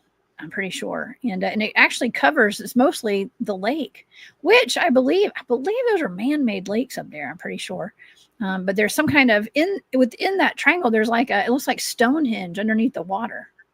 I mean, some kind of monolithic structures are down there and stuff, like very ancient stuff going on down there. Okay, so things have been covered up. I may have misquoted. It might be. I think it's 12 chambers. But they're based on the 7 Roy G. Biv. But I think it's 12. I think it was 12 in the breastplate, maybe 12 chambers. Sorry, I'm just trying to remember. It's been a while since I looked at it. I know if I misquote things, somebody's going to barbecue me. So little BBQ today. Next thing I know, I'll be hanging out with Suge Knight again. I've got my Suge Knight right here. Right? Yeah. I'll forever call Suge Knight from now on, though. In case anybody's wondering what we're talking about, y'all go watch the show for Monday. It was really fun. Suge Knight, dude. That's Suge Knight. Anyway. I might be pronouncing it wrong too. I say Shungite, but I always pronounce everything wrong. I think, and again, I would mention Randall Carlson again. I like to look to see what he thinks about these recent earthquakes and things. What's happening besides just like really what they're representing. He does some really good work. That man's quite brilliant, actually. Quite brilliant. Yeah. Thank you, Dottie. Lake Michigan. Yep. The Michigan Triangle. Thank you. Thank you, Maureen. Yes. Yeah, not everybody thinks that these are all natural disasters, Barry. There's a lot of people from predictions that have happened. And like we said earlier in the show, these predictions, these psychic downloads and stuff, people have been saying, these things were coming for a long time. And a long time, since the 80s. So it's going to happen eventually. I'm sorry, it just doesn't do it for me. Yeah. I mean, I've heard the same stuff. And just because it's finally some things are starting to happen now, and people are saying, "Oh, it's doom and doom." I look at the state of the world. That doesn't take a psychic to say that, okay? And as far as when you start really looking at directed energy weapons and neurotechnology, I think it's very, very, very real in that way. Yeah. I mean that's what's really going on right now. These individuals trying to destroy our whole, way of life. Mm-hmm. Yeah. And we have no protection for it either. If you're somebody getting targeted with these frequencies or something, you have nothing that you can do. It's really getting serious right now. And they're trying to take that part of us away right now to where, everybody talks AI. That's what they're doing right now. They're trying to hook us on up. And, the first thing that's going to happen is we're going to see mass mental illness problems more than what we've ever seen before. And it's this technology that they're using. Yeah. There's nothing called a neurocognitive law right now. There's no such thing. There needs to be. Neurocognitive law. Oh, I know what you're getting into. Yes. Well, then what would all these big towers all around, what are they going to do with them? Okay, they got to mind control us somehow. I'm serious. How else are we going to be mind controlled? What will they turn them into? That's a good question. I mean, I know it's terrible, but it's true. Okay. It's a shame because when you start doing like people start hanging out people that do like a lot of clearings or stuff like that, it's something I noticed in Australia too. Is that you have a lot of haunted places near these electrical installations Yeah. and these places that are harnessing that, you know, and I kind of believe what I've been hearing. What happens when we go to this 6G stuff? Are we in big trouble? Oh, we're already in big trouble now. I mean, even in those, we've talked about the X-ray machines, those MRI machines in the hospitals. There was a guy that got like sucked into one a couple of weeks ago. Did you hear about that? No. He walked in. This guy walked in and he died. He ended up dying, but he had a 20-something pound chain around his neck with a padlock on it. I don't know why anybody wears that, unless you're a junkyard dog. Remember from wrestling? You know that. Didn't he wear a chain? Yeah, if I'm not mistaken. Yeah. Okay, so but this guy goes in and his wife like starts. I think what the backstory is like his wife started hollering. Like hollering's a country word, y'all. She was yelling or something, like she was in discomfort, and he, against what he was told, don't go in there. He opened up the door and he was sucked in through his necklace into that. Like I think it was an MRI, it was some kind of machine in the hospital, and I don't know why they couldn't just turn the machine off. Oh, okay. Now I'm with you. He no, I never heard of this. No, okay, he got sucked in physically. I thought you were meaning like he like went through a black hole or something. That's why I was like, oh, I heard this. Okay, no, you got 3D. Killed, murdered. His necklace, it went in and it was choking him, and he was like yelling. It was all over the news.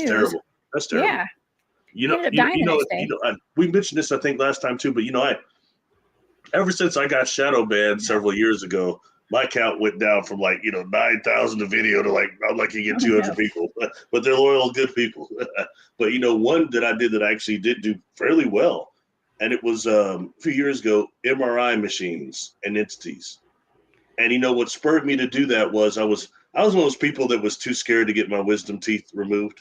So they weren't bad, but I had one of them went bad, so I had to get it removed. I had to get these X-rays, and so you stand up in that thing and they kind of turn around. And I kept thinking about it. I sat down. I was telling Leia, I said, I've heard a lot of things about X-ray machines and entities, and especially MRI machines. And she started looking at me real funny, saying, what makes you say that? I said, well, I heard it on Art Bell years ago, and he got a real uproar about it. And I believe it's true due to the electromagnetic frequencies. And she looked at me. She says, man, I used to work at the MRI machine at one of the local hospitals. It's in the basement of an abandoned ward of the hospital. And she said, we used to talk about it, the operators. We talk about how the ones around the X-ray machine are like these flinting shadows. But the ones that come off the MRI machine followed us home. And they give you nightmares. Oh, yay. That's horrible. You know, essentially, because then the dentist comes in and she's like, what are you two talking about? And because I guess the energy was weird or something. And so I told her, and she goes, oh, don't tell me that. I just got an MRI. Sorry, lady. Well, you know what I'm thinking when you're. I don't want to upset you.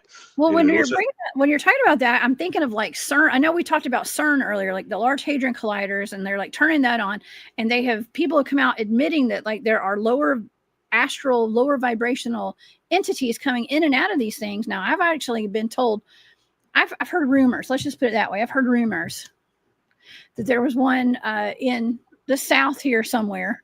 And when they turned it on, all of the crime went up, self-deletions, if you know what I mean, went up, homicides went up, robberies went up, carjackings went up, everything. This is in a downtown urban area with universities, businesses, high rises and mid rises, as we like to say, businesses and just colleges right there. And it was terrible. They ended up turning it on, but they said like entities were coming out of it. They said, I was told an entity came out of it that they could not control. And so they shut the program down. I doubt they shut that program down. They never do. They spend too much money on these things to shut them down. Sometimes I think they do that on purpose. They needed to see what was going to happen. What about the entities that are already here and are trapped here because we're detonating hydrogen bombs? What about them? And those rifts that might still exist? No one talks about those or focuses on that. That gets relegated to things like Revelation and Bible talk. But in reality, those bombs being ripping into dimensions like that, into frequencies, into vibration. Yeah. You know, it's not a coincidence you start seeing just Foo Fighters start emerging from after that. That's a civilization saying, hey, they might have like a utopian society. Then all of a sudden, boom, Europe all blows up. What the hell, man? You don't have war in your dimension. You're going to send a bunch of people to find out what happened. Or what if it rips into a hole of something that's much darker? I'm just going to throw this out, all right, because it's worth talking about, because it stuck with me. Okay. A while ago, I had an in-person session with someone, and they're quote unquote one of the targeted individuals. So all sorts of stuff happens for them, unfortunately. And my heart goes out to targeted individuals. That's very real, and it's tragic, and it's life ruining. And oftentimes that's set up to kill these people. Okay. One way or another. But during the time of hypnosis, they're in nearly delta. Mm-hmm. So it means they're like this, completely gone. Yeah. But I can see this entity on them. And Jessica, this thing is so vivid, I can see it. I can't unsee it. Whoa. And I'm going to tell you what it looked like. For those of you that are familiar with, oh boy, somebody gonna dog me for this, but it's so accurate. There's the original Star Trek series had one called the Salt Vampire. And what the Salt Vampire actually looked like with that mouth and the hair that came down, if you take that and cross it with what's called a lamprey here, the mouth of a lamprey fish, okay, it had that, but the only difference is it had these 4 flaps that were moving over the mouth and opening and closing. And this thing is looking at me, okay? The client is completely out, but this thing is looking at me. And I know it wanted to try to attack me, but I've got this 2 huge phantom quartz crystal behind me, and I don't have them in here right now. Oh, and also, yeah, there you go. Yes, exactly. That's terrifying, Barry. And a lamprey. It's weird because the hair is what really made it look like that too, with the mouth. But if you know what a lamprey looks like, it was the mouth was a little bigger, but these flaps were coming over it and opening and closing. And I know this thing wanted to try to attack me, okay, but it couldn't because of what I had behind me. They were protecting me. These huge crystal plates. One of them was citrine too. That stuff was keeping it at bay. And I wasn't there to get rid of this thing and do an exorcism, okay? So I said end the session. But the real reason this person is blocked a lot of stuff is this thing. It's stopping all the spiritual stuff, okay? It's stopping all the awareness, feeding the negative self. I mean, I can figure out what this person was. This was the most blocked person I've ever worked with. Okay? Wow. Good people, though. Good people. I'm not putting nobody down. Good people, but so blocked. My God. Wow. And then later I could see, that was the last session. I saw this thing.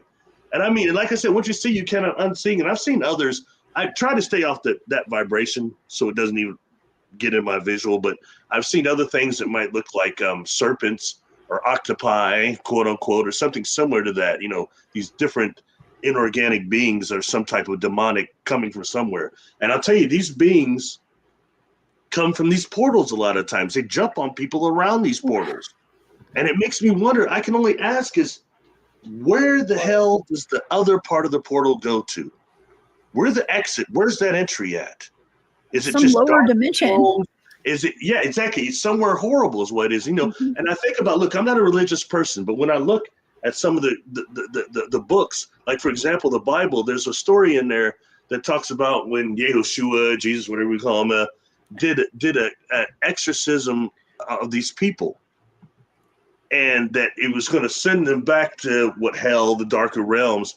And they started begging him, no, please don't send us back there. It's like, put us in those pigs over there, or don't send us back there. And he showed mercy and cast them into the pigs. I believe that's how that story goes. But for me, what ringed out was, what is it about the lower dimensions there that they don't want to go back there? From there, they're promoted, but they don't want to go back there. It's painful. Some of these earthbound spirits I've dealt with, Jessica, and they don't want to cross over. They say, well, I was told if I work with you, I'm going to go down to the pit. Well, what the hell's the pit? Sorry, no. Bad term. What's the pit? I don't know, but they say it's darker than it is here. Everything's dark here, unless I'm with this person. Everything's dark, and they say it's darker than here, and it hurts.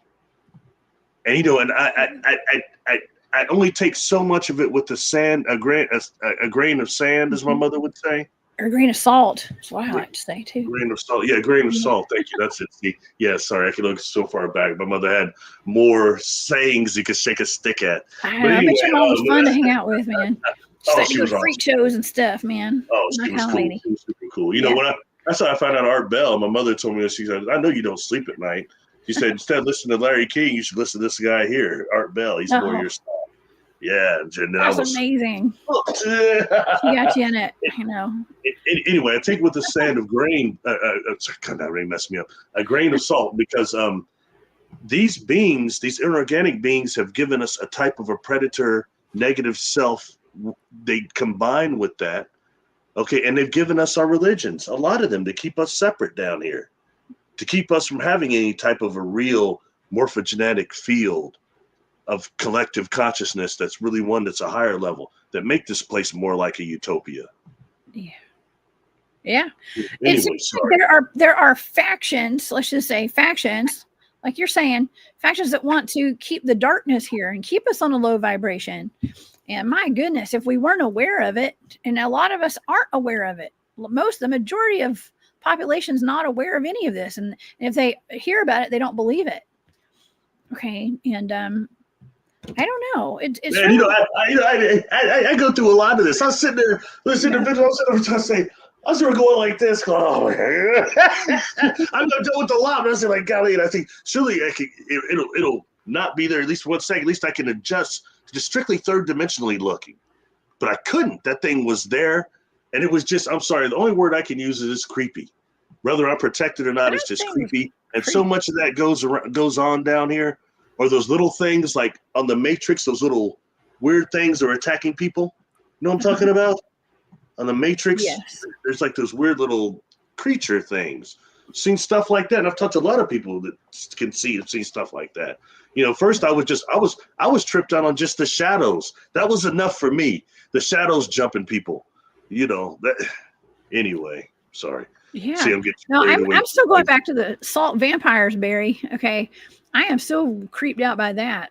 Like his hair. And I mean, and you guys say the person it was just from here up, I could see it, but it was that mouth. And if you put the flaps on there, because the mouth was a little bigger, but those flaps that were opening and closing, it was horrible. Man. Anyway, sorry, I don't want to talk about that. Looks like something out of Monster Plantation at Six Flags in Atlanta. Okay. That's what that looks like. You know, Six Flags in Atlanta? I thought that was just in Texas. No, we've got one in Georgia too. I used to listen. That was back in the day where when I was a teenager. I used to get those season passes, and our parents would just go drop us off back in the day, and we just go until they closed, and somebody'd come pick us up from there. I would never do that today. Never. I would never drop my kid off there today. But back then, you know. So I guess it was, you know, Jessica, that thing was so entwined in that person's energy field. I think they probably need an exorcist. It might be that, probably a team of them, an exorcist, a shaman, probably just a regular seer too, and also an herbalist. I think they probably need all four to get that thing off of them. It's so entwined, and they told me that they didn't start having problems till 10 years ago. So that means 10 years that thing's been on them. Man. Causing havoc, so much havoc that where does the targeted individual stuff begin and end between entity possession? Oh man, yeah, that's bringing it into another avenue here. And that's how many of us have, you know, I know that I have had ghost attachments before, and I dealt with that. Okay, and I know, and they were attached to me while I lived at a haunted house. That haunted house where that black-eyed man showed up at my door. With I had the flies on the ceiling. I had the black mass that flew out of my bedroom and knocked me down. All that really horrible, low vibrational energy that was there in the bar district in downtown Atlanta. That's where I had three. When I did a session with this Christopher Moon fella that had that ghost box a long time ago, and this guide came through, and my guide is what he said. And he said, well, you know, I have 3 attachments, and he told me what they were. And we worked to have them move on, but they told me why they were attached. They told me what they do and how I would know that was them. And sure enough, I had experienced all that stuff. to confirm that they were attached to me. And they're expressing themselves through negative behavior patterns, weren't they? Negative, That were yes. affecting your life. Absolutely. Yeah. So many times you might think that, hey, it's demon possession on us. And people, I've got attachment on us. But a lot of times it's earthbounds. There's so many of them. And when they get on us, they come through these negative behavior patterns to things that normally kept them from crossing. Yes. You know what I mean? And it's not even, and that's why I call it, like, I really like the work of Edith Foray. That's what really got me into this, like back in the late 90s, but at least this portion of it. But it's a part to where she always called it possession. And I was like, but and then when I started finding, like, the work that I've done, like, look, not all the earthbounds, but a lot of them, the majority cross over fairly easy because they've been looking to talk to somebody. Yeah. They've been looking, and if you don't come in like your Max von Sydow, man, I said, and you see what happened to that brother in that movie. He came in, he was because Dennis Carroll and I was joking about that. But if you don't come in like that, you use things like cognitive behavioral and treat them like people, especially if they're not displaying the aggressiveness of a normal dark soul would. And don't get me wrong, I've come up against these others that are attached to people. Normally, I'll just get rid of them. But that one right there the other night, like, damn, excuse my language, I don't want to F with it at all, man. I just ended the session. Hey, see you later. Anyway, but I think that's important to know that people, these things, that's one layer that needs to be helped here, which is the earthbounds. And I'm getting a lot more responses from that, and I'm very thankful because I think it's really worthy work that is very important and changes the way we also deal with the death process, I believe. Helping our loved ones go on.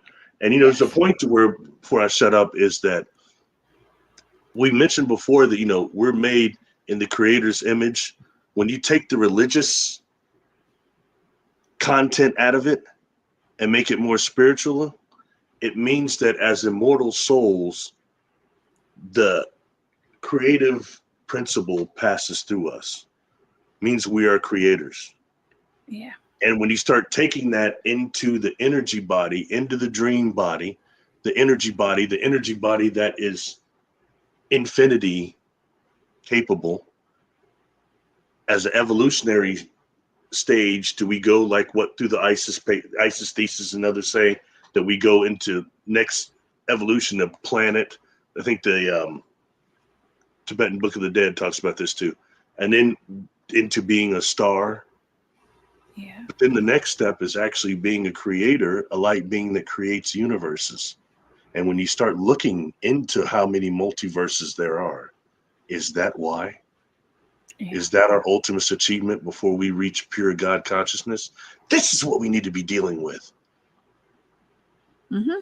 And it's a shame that we're trapped down here on this concocted world, this school, to trying to figure out what I'm just talking about right now.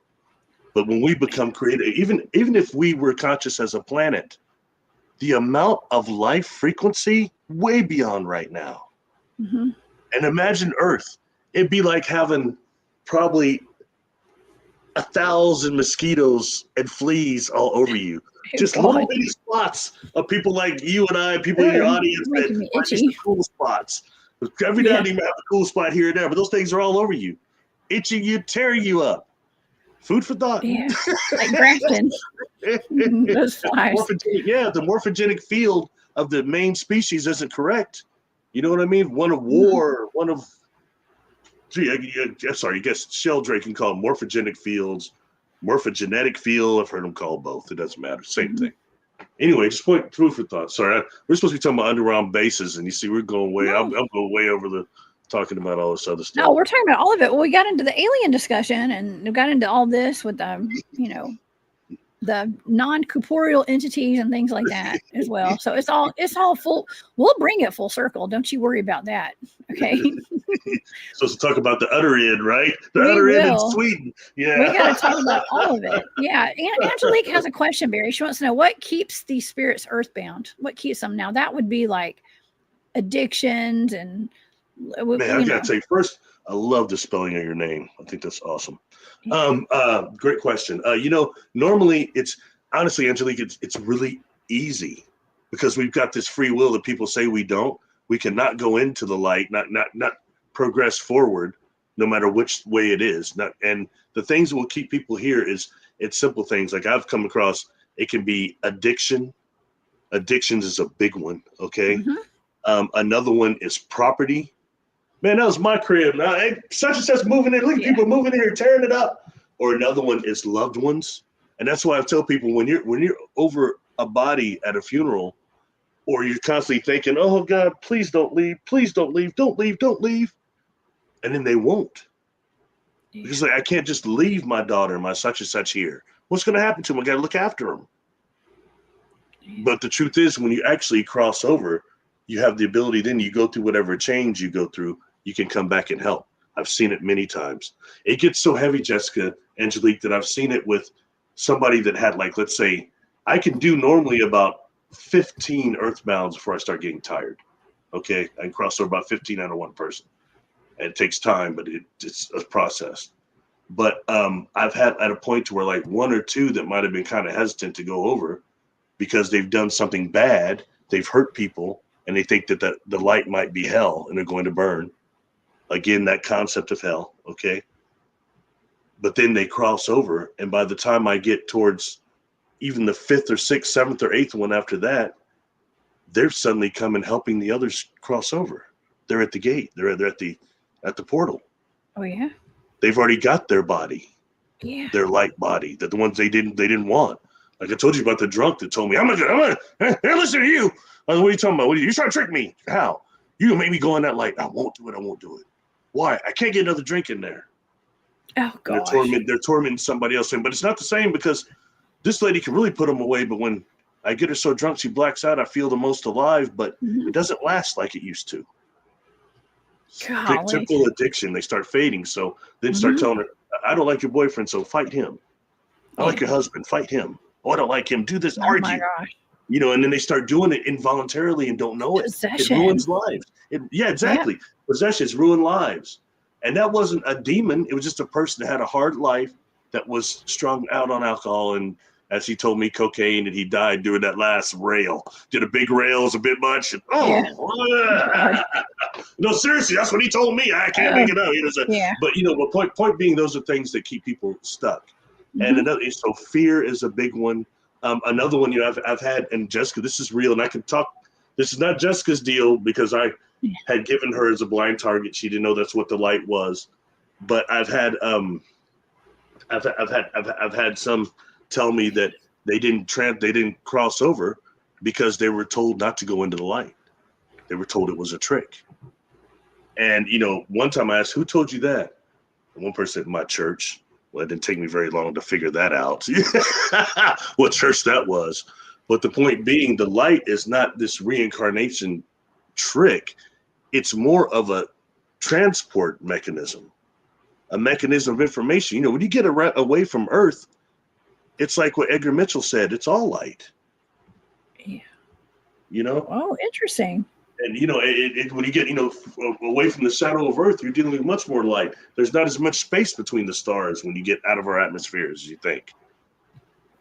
Yeah. So it's just, these are things to really, be aware of, and just the fact that we have, one last thing to Angelique, because it was such a great question. Sorry, it got me too tripped out. That movie I mentioned before, Ghost, when he comes out of the funeral, out of the movie theater, and they're talking about the movie sucked and he fell asleep, and then the guy comes and mugs him, and you hear the gun go off, and Patrick Swayze's chasing after him, but he didn't catch him, so he goes back to Demi Moore. When he gets over there, she said, breathe, and he said, it's him, and he said, well, and he started having like a panoramic life review, thinking about some stuff they did that day and other things they'd done, and then suddenly the portal opened and the light started coming down, and he goes, what is this? And then they start surrounding the light, and they're orbs, some of them. You notice that? And then he starts looking at her, looking at her, and he's looking up. He starts going, no. And he starts running towards his body, and the light stayed on, then it went off. We have that ability through free will. I have literally had earthbounds tell me that. Like one told me, I argued with my boyfriend. We were drunk, and I went out on the raft and floated. I fell asleep, and when I woke up, my friends are on the beach resuscitating somebody. So I jumped in and swam over there to help. And when I got there, it's me. Oh, and then man. and it's a female. She tells me at a bluegrass festival. She says, and then that light came. That light came. It wasn't fair. I was only 19. It wasn't fair. So I ran in the field and I squatted down. And eventually it went away. Mm-hmm. Anyway, those are things that get people stuck here. Sorry. Well, the one thing I have to say is like, okay, because I think it was it refried beans and rice maybe had asked about getting attachment in haunted houses, and yes, I got my attachments in my haunted house that I lived in. It was a rental. I lived in an apartment in the basement of a extremely haunted house. If I had known it was haunted, I would never have moved there. But anyways, that's true. That the same one where the guy with the eyes came? Yes. All the bad stuff I've talked about that's happened was all in that apartment. When I moved, I left it all behind. But I still was having paranormal experiences even after that, like dolls turning on and stuff with no batteries in them and stuff. At my next apartment. But that's just my energy, I think. But yeah, it was in the bar district, and yes, I used to love to go out and stay out late and go drink and whatever back when I was young, and we'd stay out really late, and everybody, my girlfriends, everybody just comes crash on my couch or whatever. So that was when I was having fun in college days. Okay, y'all, it was fun, but that's sort of low vibrational stuff comes in. You know what I mean? Like I probably was not on a very high vibe. I was high vibe, but like, we need to this is what my point was. We need to be sure we take care of our addictions and stuff before we pass on, y'all. We just do. I mean, look, we don't want to be caught stuck to our addictions. Even gaining enlightenment is like, detaching from our possessions and stuff too. Do you know what I mean? Like that's part of it. And it's important that we reach that kind of a higher vibrational enlightenment, before we pass, and you start today, y'all. Start today. Healing your soul, healing your mind, your body, and everything, because we don't, this is not all there is. This life is not, we are temporarily here in these meat suits, and it makes a difference how we treat our bodies, how we treat our minds and our spirit while we're here. Okay. And so, yeah, that's kind of, I don't know. I'm not trying to preach today because I'm preaching to the choir, right, Barry? But, well, the last thoughts when the body ends, our last thoughts, it's important. Where are we at? You know what I mean? Where are you at your last thoughts? It can create your bardo. Yeah. Sorry I interrupted you. I apologize. Yeah. No, that was it. That's all I had to say. That was my piece. Right there. It is important that that we deal with those things before we pass on for our time, because we don't know how long we got, y'all. And to circle around, we had that bad earthquake yesterday. I mean, who's to say we're not going to have more? I say don't live in fear, but there's always going to be natural and man-made disasters. And it's a matter of being prepared for that. And that's spiritually as well. Because like I said, we don't know how long we have left on this planet. And I'm not saying like as a whole, I'm just saying like individually, we're only here for a short time. The people that were saying that they thought that those are not accidents, I don't argue that either. I think that, that it may or may not be, but I mean, they definitely is the extreme possibility that they're geoengineered for popular population control alone. You know what I mean? Yeah. Which pretty much, in my opinion, just sucks. Entertainment purposes only. Still sucks. It does. Yeah, I mean, listen, we have everything working against us as humans. It gets the official Barry Littleton thumbs down. Thumbs down in a Z formation. Yeah, that is bad. Infinite awareness. That is very nice. I mean, I'm not saying it's good to have an addiction, but says my only addiction is luxury soap and watching the Cryptid Huntress. Those are not bad addictions to have. Reincarnation loop. There's really no such thing. And I say that after doing the work. That's more of a people's concept. Okay, the truth is I have yet to find anybody forced into this loop. It is a choice because you're dealing with a school. Okay, and the whole thing that comes from the light, I said before, it's the fact that we go back to this repository of the creator that takes our life memories. Okay, and then the soul memories may be intact, but that's the superconscious that we don't seem to have access to here in our physical bodies, most of us, unless you're hypnotized. You know what I mean? To that degree, or really just a bad cat killer. But anyway, there's so much more involved in our free will and what we do, and as immortal souls, I honestly believe the reason why we go through that part of the creator that takes our life memories is because we're immortal souls and we know the end of every possible quantum outcome. So that means we have one major nemesis, one major obstacle. It'd be boredom, which is probably the reason why the creator created the cosmos in the first place. Whether if it was a big bang or it was a singularity or all the stuff we hear, you know what I mean? Point being, as creatures of beginning and endings, we can't conceive of something that is omnipotent and omnipresent. Not really. You know what I mean? But if there is such a thing, there would have been one thing it was battling, which is loneliness. Then creation happens. Million different ways of expressions of itself and to forget what it is. Different expressions of itself. Is that what we are?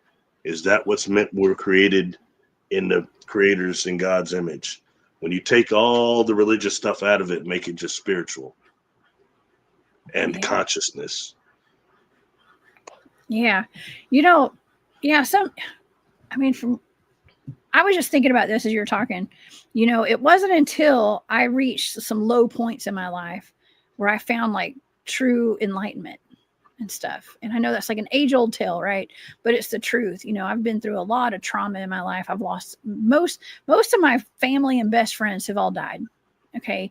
And of course I know it probably seems like I had a ton of friends, y'all, and I do have a lot of friends. I have a lot of acquaintances, actually, for the most part. And I have a few very good, true friends, you know what I mean? And a wonderful family. I got the best family. Okay. But it wasn't until, the lessons and things that we go through and all these things that I've had to learn. I've been beat down, y'all, like beat down. I know a lot of us have been. But that's when you truly find that enlightenment and you start, rising up, raising your vibration and stuff. It's like when you finally, you reach the lowest point, you got that free will, right? Some people don't make it out of that, but some of us are very, very strong today because of that. We wouldn't be where we are today if we hadn't have had those low points in our lives and beat addictions and stuff like that. A lot of people have gone through that. And so you can do it, y'all. If you're at a low point right now, you can do it. Most of us have all been there at some point. Yeah, sometimes I don't even know why I keep going, Barry. It's like, what am I doing? Well, what am I doing here? It's like I can't stop. Because you went through one of the battles that is keeping it nebulous. That because I know I'm picking up somebody out here needs to hear this right now. Okay, is that you got, like I did, a petty tyrant thrown at you, and a petty tyrant is someone that just attacks us. A bunch of those. It's a constant drain, but it's them that makes real warriors like us refine our game to where it's nearly flawless. You know what I mean? That's when you do your best work. And often petty tyrants show up most visibly in the workplace. It's when you're starting off in a new company, you've got that person that maybe started with you, but they're desperate to be middle management. They're doing all this stuff, stabbing people. And then once they get to that position, they just taint everything and make things miserable. And they're always mess with you at every point, but it makes you refine your game to where it's really strong. You know what I mean? That's what petty tyrants do, each one of us. Thank you, petty tyrants. Yeah, thank you for making me the strong woman I am today, you petty fools. I pity the fools. I pity the petty fools. Be careful, you're going to just start getting some Hogan memorial quotes. Gosh. Oh my gosh. But yeah, and also when we're at points like that, when we're really down, the negative self is talking to us. Oh, whoa. the negative identities. That's what happens. You actually have too many books on your side. Sorry. Anyway, but fueling the negative self, creating negative identities. That's when your shields are strained. Even for those of us that, like, I know most people in the group here know how to protect themselves. So those of us that know how to protect themselves, the strategy changes for the dark forces in terms of they start straining your shields, sitting you with all this other stuff. You got a couple petty tyrants on you. They start messing with your mate, might start arguing with you. Then you got problems at the job. You got plumbing problems in the house. You got car problems. They start with the plumbing there. You know what I mean? All these things going on, financial stress that just collapse your shields. Just enough to make those of us that are strong, it makes these little cracks. But those cracks are just enough for them to seep in and right for the heart chakra. That means they're going to start acting through the people that you know, attacking. Oh gosh, it's like that movie Fallen. I talk about that all the time. I've seen that in real time, in real life. I've watched as a dark, very, very low vibrational entity. Dare I say a demon? I call it a demon sometimes because that's what it was. Jump from person to person in my life. And and even people I had not met in person that were like at a distance, that same spirit was in that person, and just just hell bent on destroying me. And it was weird. It's like, what, has this followed me around for lifetimes? Like, what did I do to deserve this? But I look back and I'm like, well, that's what made me so strong. I wouldn't be like not given a flying flip, about some of the things we talk about today. If I hadn't have gone through that, I'd still be a little meek about talking about some subjects. So I needed that. Then when they get you to the point we were just talking about, then they do the snowball effect on you. They snowball you, or the domino effect. You just boom, boom, boom, boom. You know what I mean? They try to take you out. That's what that's all about. And it's weird because those beings, they do that to use us as food, but by the same token, they kill their food source. More than even we do when they need continuing food, continuing nourishment. And if you kill the source, it's not like, you're still eating the meat after like we do. It's different. But nonetheless, and the sad thing is, when you look at the ecosystems on this planet, they're very predatory. So it's somewhat foolish for us to think that the universe is not the same. The universe is very predatory. Yes. I like how Kathy says, what doesn't unalive you, in quotation marks. I love that. Makes you stronger. Thank you, Kathy. That is 100% true. Everything makes us stronger. And so I think the point of me like talking about because I try not to talk about my personal stuff too much, but I have been through a lot. And so I just wanted to kind of relate that to the audience that our lives have not, and yours too, Barry, of all people, our lives have not been rainbows and butterflies. Okay. But we're here today, on a healing journey. All of us are here on a healing journey. And I only got on that healing journey because life got so bad. I had no other choice. Okay. And that's why I'm here today with a smile on my face, talking about some really bad things I've been through. Okay. Because I look back and I appreciate all the bad stuff that happened to me. I really do. I don't appreciate those people, but I appreciate the lesson in it. Okay. And so just so you guys, if I got through it, y'all can get through it. Every single person watching and listening right now can get through it because I've been there. Okay. Yeah. Deep Thoughts by Jessica. I bet that most people find themselves in this chat been through more trauma than most. I bet God's gone already. I bet I think they're right. Definitely. Like, for example, like I've said before, I always said I was going to come forward and I was going to talk and stuff, try to do all that. But man, that was just talk. If it wasn't for my accident and stuff, I never would have really done it. You know what I mean? But it did, and it led me here to where I am now. Had it not been from that, though, I don't think I would have got that. I would never had that push to make it happen. I just would have just been content with my professional life and all that stuff, hiding, straight hiding. I wasn't going to let you hide for long. I brought you out to come be a part of my shows with me and stuff. And I was trying to go back into docile mode when we met. That wasn't going to work. It's the first thing I told you. I'm not going to do that. I'm not working with people anymore. No.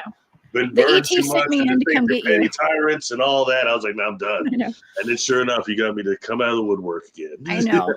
I It's been was cool though. It's been I was much more. instructed by the commander of the Galactic Federation to come get you. Ashtar? Was it Kirk? Was it Kirk? I was recently told that Kirk is real. Yeah. Oh my gosh. And it's not William Shatner. No, I'm just kidding. Oh man, that is Man. funny. I'm trying to think if there's anything I might have missed on this. I don't think so. I think we hit everything, all the cool stuff. Anyway. Yeah. Well, you know, I think it's cool that like we're just kind of bringing this out to our audience today. It's like, well, you know, there is a possibility. It is possible to have underground or underwater domes in our ocean full of, you know, bases, military bases, hotels, whole civilizations. I mean, what if there's just civilizations of ETs underneath and it's not just ETs, it's humans, but we don't know what is under our ocean and how much of our ocean has been explored. We're told only a small percentage of the ocean has ever been explored. But why is that? Is it because there's something that we're not supposed to know about?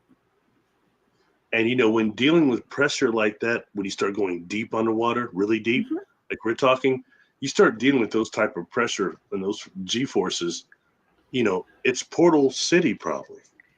Yeah. Portal City. Yeah. Well, I mean, you know, we think so much of natural Earth portals being on land or in the air, but in truth, in the sea. Underwater portals. It makes you wonders how many times sometimes that, you know, some of these cryptids we see that are quote unquote sea serpents are connected to that. Or just the fact that, of course, when it went through the end of the ice period, like Randall Carlson talks about, some of those dinosaurs, like not Plesiosaur, Lechomonsaurus, and them, they're so far deep down that it wouldn't have frozen all the way down. They would have still survived to reproduce down there. Man. Yeah. I used to kind of joke around about how I thought the Loch Ness Monster was just coming in and out of a portal under the water. And some people would look at me like, a portal under the water? What are you talking about? It's like, I don't know. I'm just trying to come up with outside the box thinking here. Okay. You know, on YouTube, there's a channel called Doctor Who Classic, and they're downloading entire episodes, and a lot of them are Tom Baker episodes, so that joys me no end. Probably Dennis Carroll would probably agree. But they just put up one about a week ago, one of my favorite episodes. It's called Revenge of the Zygons. And what that deals with is the Zygons were these almost octopus-looking beings that had actually were controlling the Loch Ness Monster. It was a cyborg that they were controlling, like type of a natural beings. They turned into a cyborg. They called it a Sarazan. Like a Sarazan. But anyways, it's just. They didn't have the effects for it back then, but nonetheless, the whole concept was really good, I think. You know, because the Zygons were here to try to terraform Earth. Oh my gosh. Well, I mean, they're trying to make humans into cyborgs now too. And like the whole transhumanist, maybe there's not only a transhumanist movement, but a transcryptid movement as well. Oh man. Robotic cryptids. I mean, why not? Lon Chaney Jr. I love when he turned into the wolf man. He's walking on his tiptoes like that's supposed to be claws. Oh, that was great. Yeah. Oh my gosh. Anything is possible. And why would they not weaponize Bigfoots and dogmen as cyborgs as well? I don't know. I mean, it's just, I don't know. Like I said, I try not to stay up all night thinking about this stuff because there's a lot. Y'all can imagine what goes on inside my head. Okay, Barry, you know, you can only imagine. I try to shut it down at night, and usually I'm so tired I just collapse. Okay, but last night I stayed up late thinking about it. We'll just keep you up tonight. I'll ask you a question real quick. Oh gosh. So okay. All right, let's do it. 24/7. So shut it down, man. I'm already tired today. What do you think about? I know I've heard Scott Carpenter mention it a lot. I really like what T-Carp, his son, is doing with this stuff. Releasing all that stuff. Oh, yeah. But I remember even before he had passed, he was saying a lot, always making the Nephilim Sasquatch connection. But him and others a lot I've heard saying that they are able to rebuke them in the Christian name. name of Yeshua, and that they rebuke them, and that the property becomes almost non-active. Heard that many times. I've been told that too. What do you think? Just like with aliens. Well, it's just like with aliens. What makes you wonder, like, well, is there some kind of demonic factor to all of this, or is there some kind of ET factor? And people always equate aliens with demons and stuff. I mean, it's the same conversation we've had plenty of times, just in different ways. Okay, I think that I don't know. I mean, they say you can't even, like, you have to sign paperwork before you go into some DUMBs, like deep underground military bases. I don't know if it's Dulce or where, but like you can't say Jesus. A P. Diddy party, you mean? Right. P. Diddy party. A P. Diddy party. You got to sign disclosure to that too, right? A disclosure? Oh, that's what you said. Terrible joke. Oh, terrible joke. It's not a Diddy party. Okay. I don't know. Maybe it is that kind of party in some of these underground bases. Who knows? We don't know what's going on. I don't want to know. Okay. Jesus. Can't say that name. He would kill to have the entity's knowledge of the GHB mechanism, wouldn't he? Oh, made his deal a lot easier, wouldn't it? Okay. Oh man, anyway. that, you know what? Honestly, I mean, real talk. How do we know they don't know that? You know what I mean? I think a lot of those people are run by demons, anyways. So what did you think about the thing I sent you with Tila Tequila? That's just all these people saying they seen her turn into a reptile and that stuff. I wouldn't start looking up the stuff I don't care much about the celebrities, but that one I found interesting enough to where I Googled her, and the stuff she was saying around 2012 and 2013, she was calling herself a seraphim. She was saying she was part of I think she was saying the Ashtar Command, that she's a big high up there and she's gonna end all the slavery on this planet and all this other stuff. And then people said that she got taken or something and she started turning into this reptile thing or something during sex or whatever. But I mean, I just thought it was interesting. I sent that to you because I knew it was up your alley. And I thought you probably would have did a deep dive on it by now. Well, no, I mean, seriously, you're pretty good on celebrity stuff. You're right. Okay. So it is up my alley. And actually the video is Billy Corgan of the Smashing Pumpkins, a rock band that I used to love back when I was in high school. I still like them. That's Billy Corgan. He's with the Smashing Pumpkins, lead front man. Okay. And he was talking about a shapeshifter. He never named this person by name. He said that was somebody that was not famous, but he watched them shapeshift into a reptilian twice, is what he said. And then the Tila Tequila stuff came in, and she was talking about being seeing shapeshifters, and that's how Hollywood's run. We were talking about like healing our addictions before we die and stuff like that, how important it is. So she went through some pretty major addictions and stuff, and I don't know. She was a conspiracy theorist and stuff. People were kind of putting her on a platform for some of the things she was exposing, but I don't know. You got to take that with a grain of salt, as they say. Well, they confirmed what they were in separate situations. What, 3 other celebrities said they seen her turn like that? Was that? Yes, and that the man that had the island that we don't really discuss with the trafficking and stuff. People are saying that they saw him turn into a reptilian. Really? Okay. That was surprising. Yes. Yep. You're talking about Gilligan, right? Not Gilligan's Island. No, the bad one that's shaped like Nickelodeon. Okay. I know. I don't know. Anyway, Mr. Howell. No, not that one. Not that. By the way, as my mother quoted, she always just looked at Gilligan's Island. She said, that Mr. Howell or Thurston Howell, that's really Mr. Magoo. I was like, Mom, who the heck is Mr. Magoo? I know who that is now. She said, that's Mr. Magoo. Not that anybody cares. Okay. Moondog says they vrilled her. She got the vril parasite, I guess. So this is definitely for entertainment purposes only. And porpoises, if you're in the ocean today. And actually, that is a good one. Entertainment porpoises only. With these biodomes. Oh my gosh, that was dry. Yeah. Very. Porpoises? Oh gosh, it was only. Dry. Yeah. Yes. That was like a duck in the cloud joke. No, but this is You know, this has been a really interesting show today, Barry. So I really do thank you for coming on with me. And we did go all around the world today, and all throughout the universe, and all through space and oceans. And instead of saying space and time, I'm going to say space and oceans from now on. So I don't know. I hope that it helped everybody kind of. I mean, if you, my audience already thinks outside the box 100%. And I'm sorry if people come, I can tell who's never watched one of my shows before in the comments, because they're just like, they think, oh, this is crazy. I'm like, well, you should watch my other shows. If you think this one's crazy, go back and watch from the beginning, buddy. Okay. Because we have gone on a fantastic voyage for the past several years now on all of these. And like I said at the beginning of the show, I am your pilot today, and you can unbuckle your seatbelts now, because we have finished this rabbit hole today. And please exit the vehicle safely today, y'all. And like I said, thank you so much, Barry, for being here. I hope everybody enjoyed the show and y'all all learned a little something. We're all learning together here.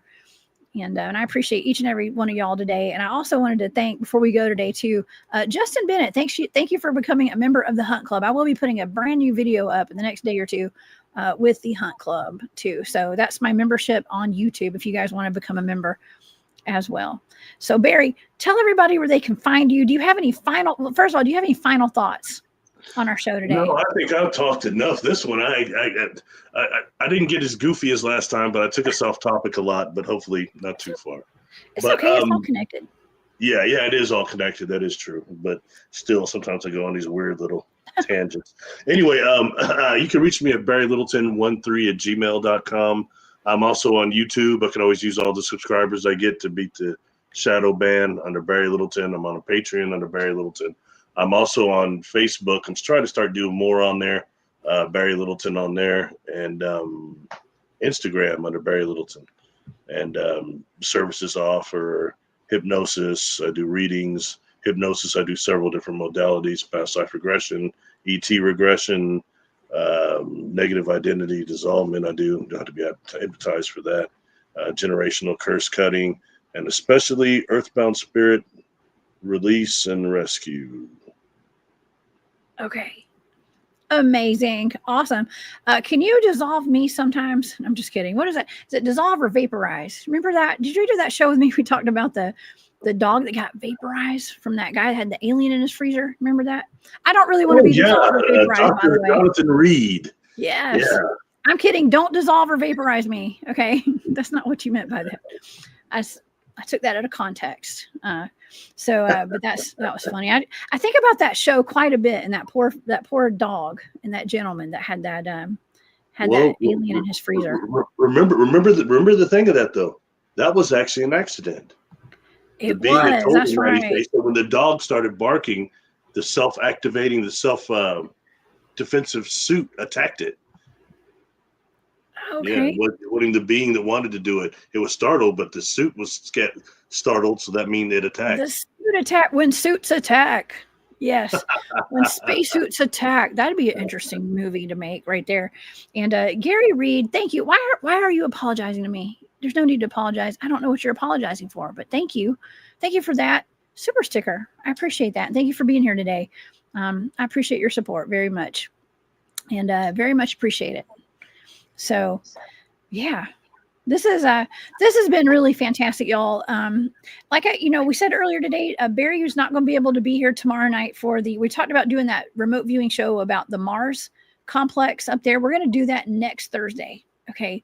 So y'all please come back and see me. I'll be back. I'll be here tomorrow night, Thursday, with a brand new remote viewing show for you guys. But the one with Barry and I, it will be next Thursday, a week from tomorrow.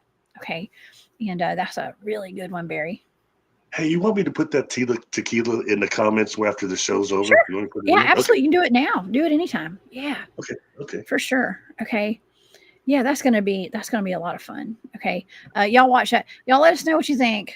Okay, about the tequila video. It's actually what's that guy's name? Billy Corgan or whatever. Billy Corgan. That's his name, right? I know who that was. Did I say his name right earlier? Yeah, Billy Corgan, I think. But the Smashing Pumpkins guy is one that's in that video. So I even had my friend Dinko D with Leaders of the New School. Lawrence came on and he talked about how he's seen vampires. he's played pool with vampires and stuff, you know, people that aren't human in New York. Okay. And he even talked about somebody in his group even being not themselves and maybe a clone. Okay. Cloned rappers, y'all. So was it the scenario? that's them. That's them. But that's with, oh gosh, it's Lawns and Tribe Call Quest. Yeah, that one. It was not Tribe. It was with Lawns. One of the best known Lawns members might be a clone, actually, according to what he was saying. So I don't know. Not everybody's human that's walking among us right now. Not everybody is 100%. What does it mean to be human, though? That's my ongoing question. I'm going to ask that until the day I ever do. I'm going to ask that question. People over. Yeah, right. I'm just kidding. Yeah, like human, even are NPCs human? I mean, I don't know. It's just it's a really, really deep question there. It's way deeper than you could ever think. And yes, Gary says lead singer of Smashing Pumpkins said he saw a reptilian reveal themselves. Yes, at least twice. And it is Billy Corgan. Thank you guys so much for that. Tila Tequila. And people were saying when they finally figured out who he's talking about, then all these other people said at least was it 3 or 4 other people said they'd seen it. Seen her turn into that. Just for a second or two. I mean, they say Justin. I mean, I've covered this before on the shows. Justin Bieber, Adele, a bunch of singers have turned into 9-10 foot reptilians and stuff, and it's like, dang, I don't know. But if you guys want to see any of those shows, go back to my playlist. Y'all just go to my website or go to my YouTube channel. I'm trying to update my Rumble as well. I'm about 6 shows behind on that one. But you guys can find my shows on Rumble, YouTube, and on my website. So, yeah. Oh, yeah. So, anyways, y'all. Yeah. On my channel, the playlist, I've got one that's got all of our remote viewing shows we've done together, and also all the other interviews I've done, too. And you're on those ones, too. They're 2 separate ones, just so everybody knows. But a lot of those, I trip out when I see there's like almost 80 of those things on there. Like, whoa. Yes. Jay Truesiger says, I'd like to ask an alien what it means to be alien. Man, that's deep right there. That's getting deep. But yeah, you guys think about it. What does it mean to be human? I want you guys to write it down and come back, and we're going to discuss that in class next time. What does it mean to be human? Who's human? What's human? What does it mean for you to be human? Do we even know if we're human at this point? I don't know. Who's human? Raise your hand. I think I am. Okay. Well, everybody, have a wonderful day. I will see you guys back here tomorrow night at 8 p.m. Eastern, 5 Pacific, 7 Central. Come see me. And you guys, please stay safe out there. Do not live in fear. We talk about weird stuff. We go down rabbit holes. We're having fun. Okay. And I will see you guys back here tomorrow night. All right. See you, Barry. Thanks, Sean. Thank you.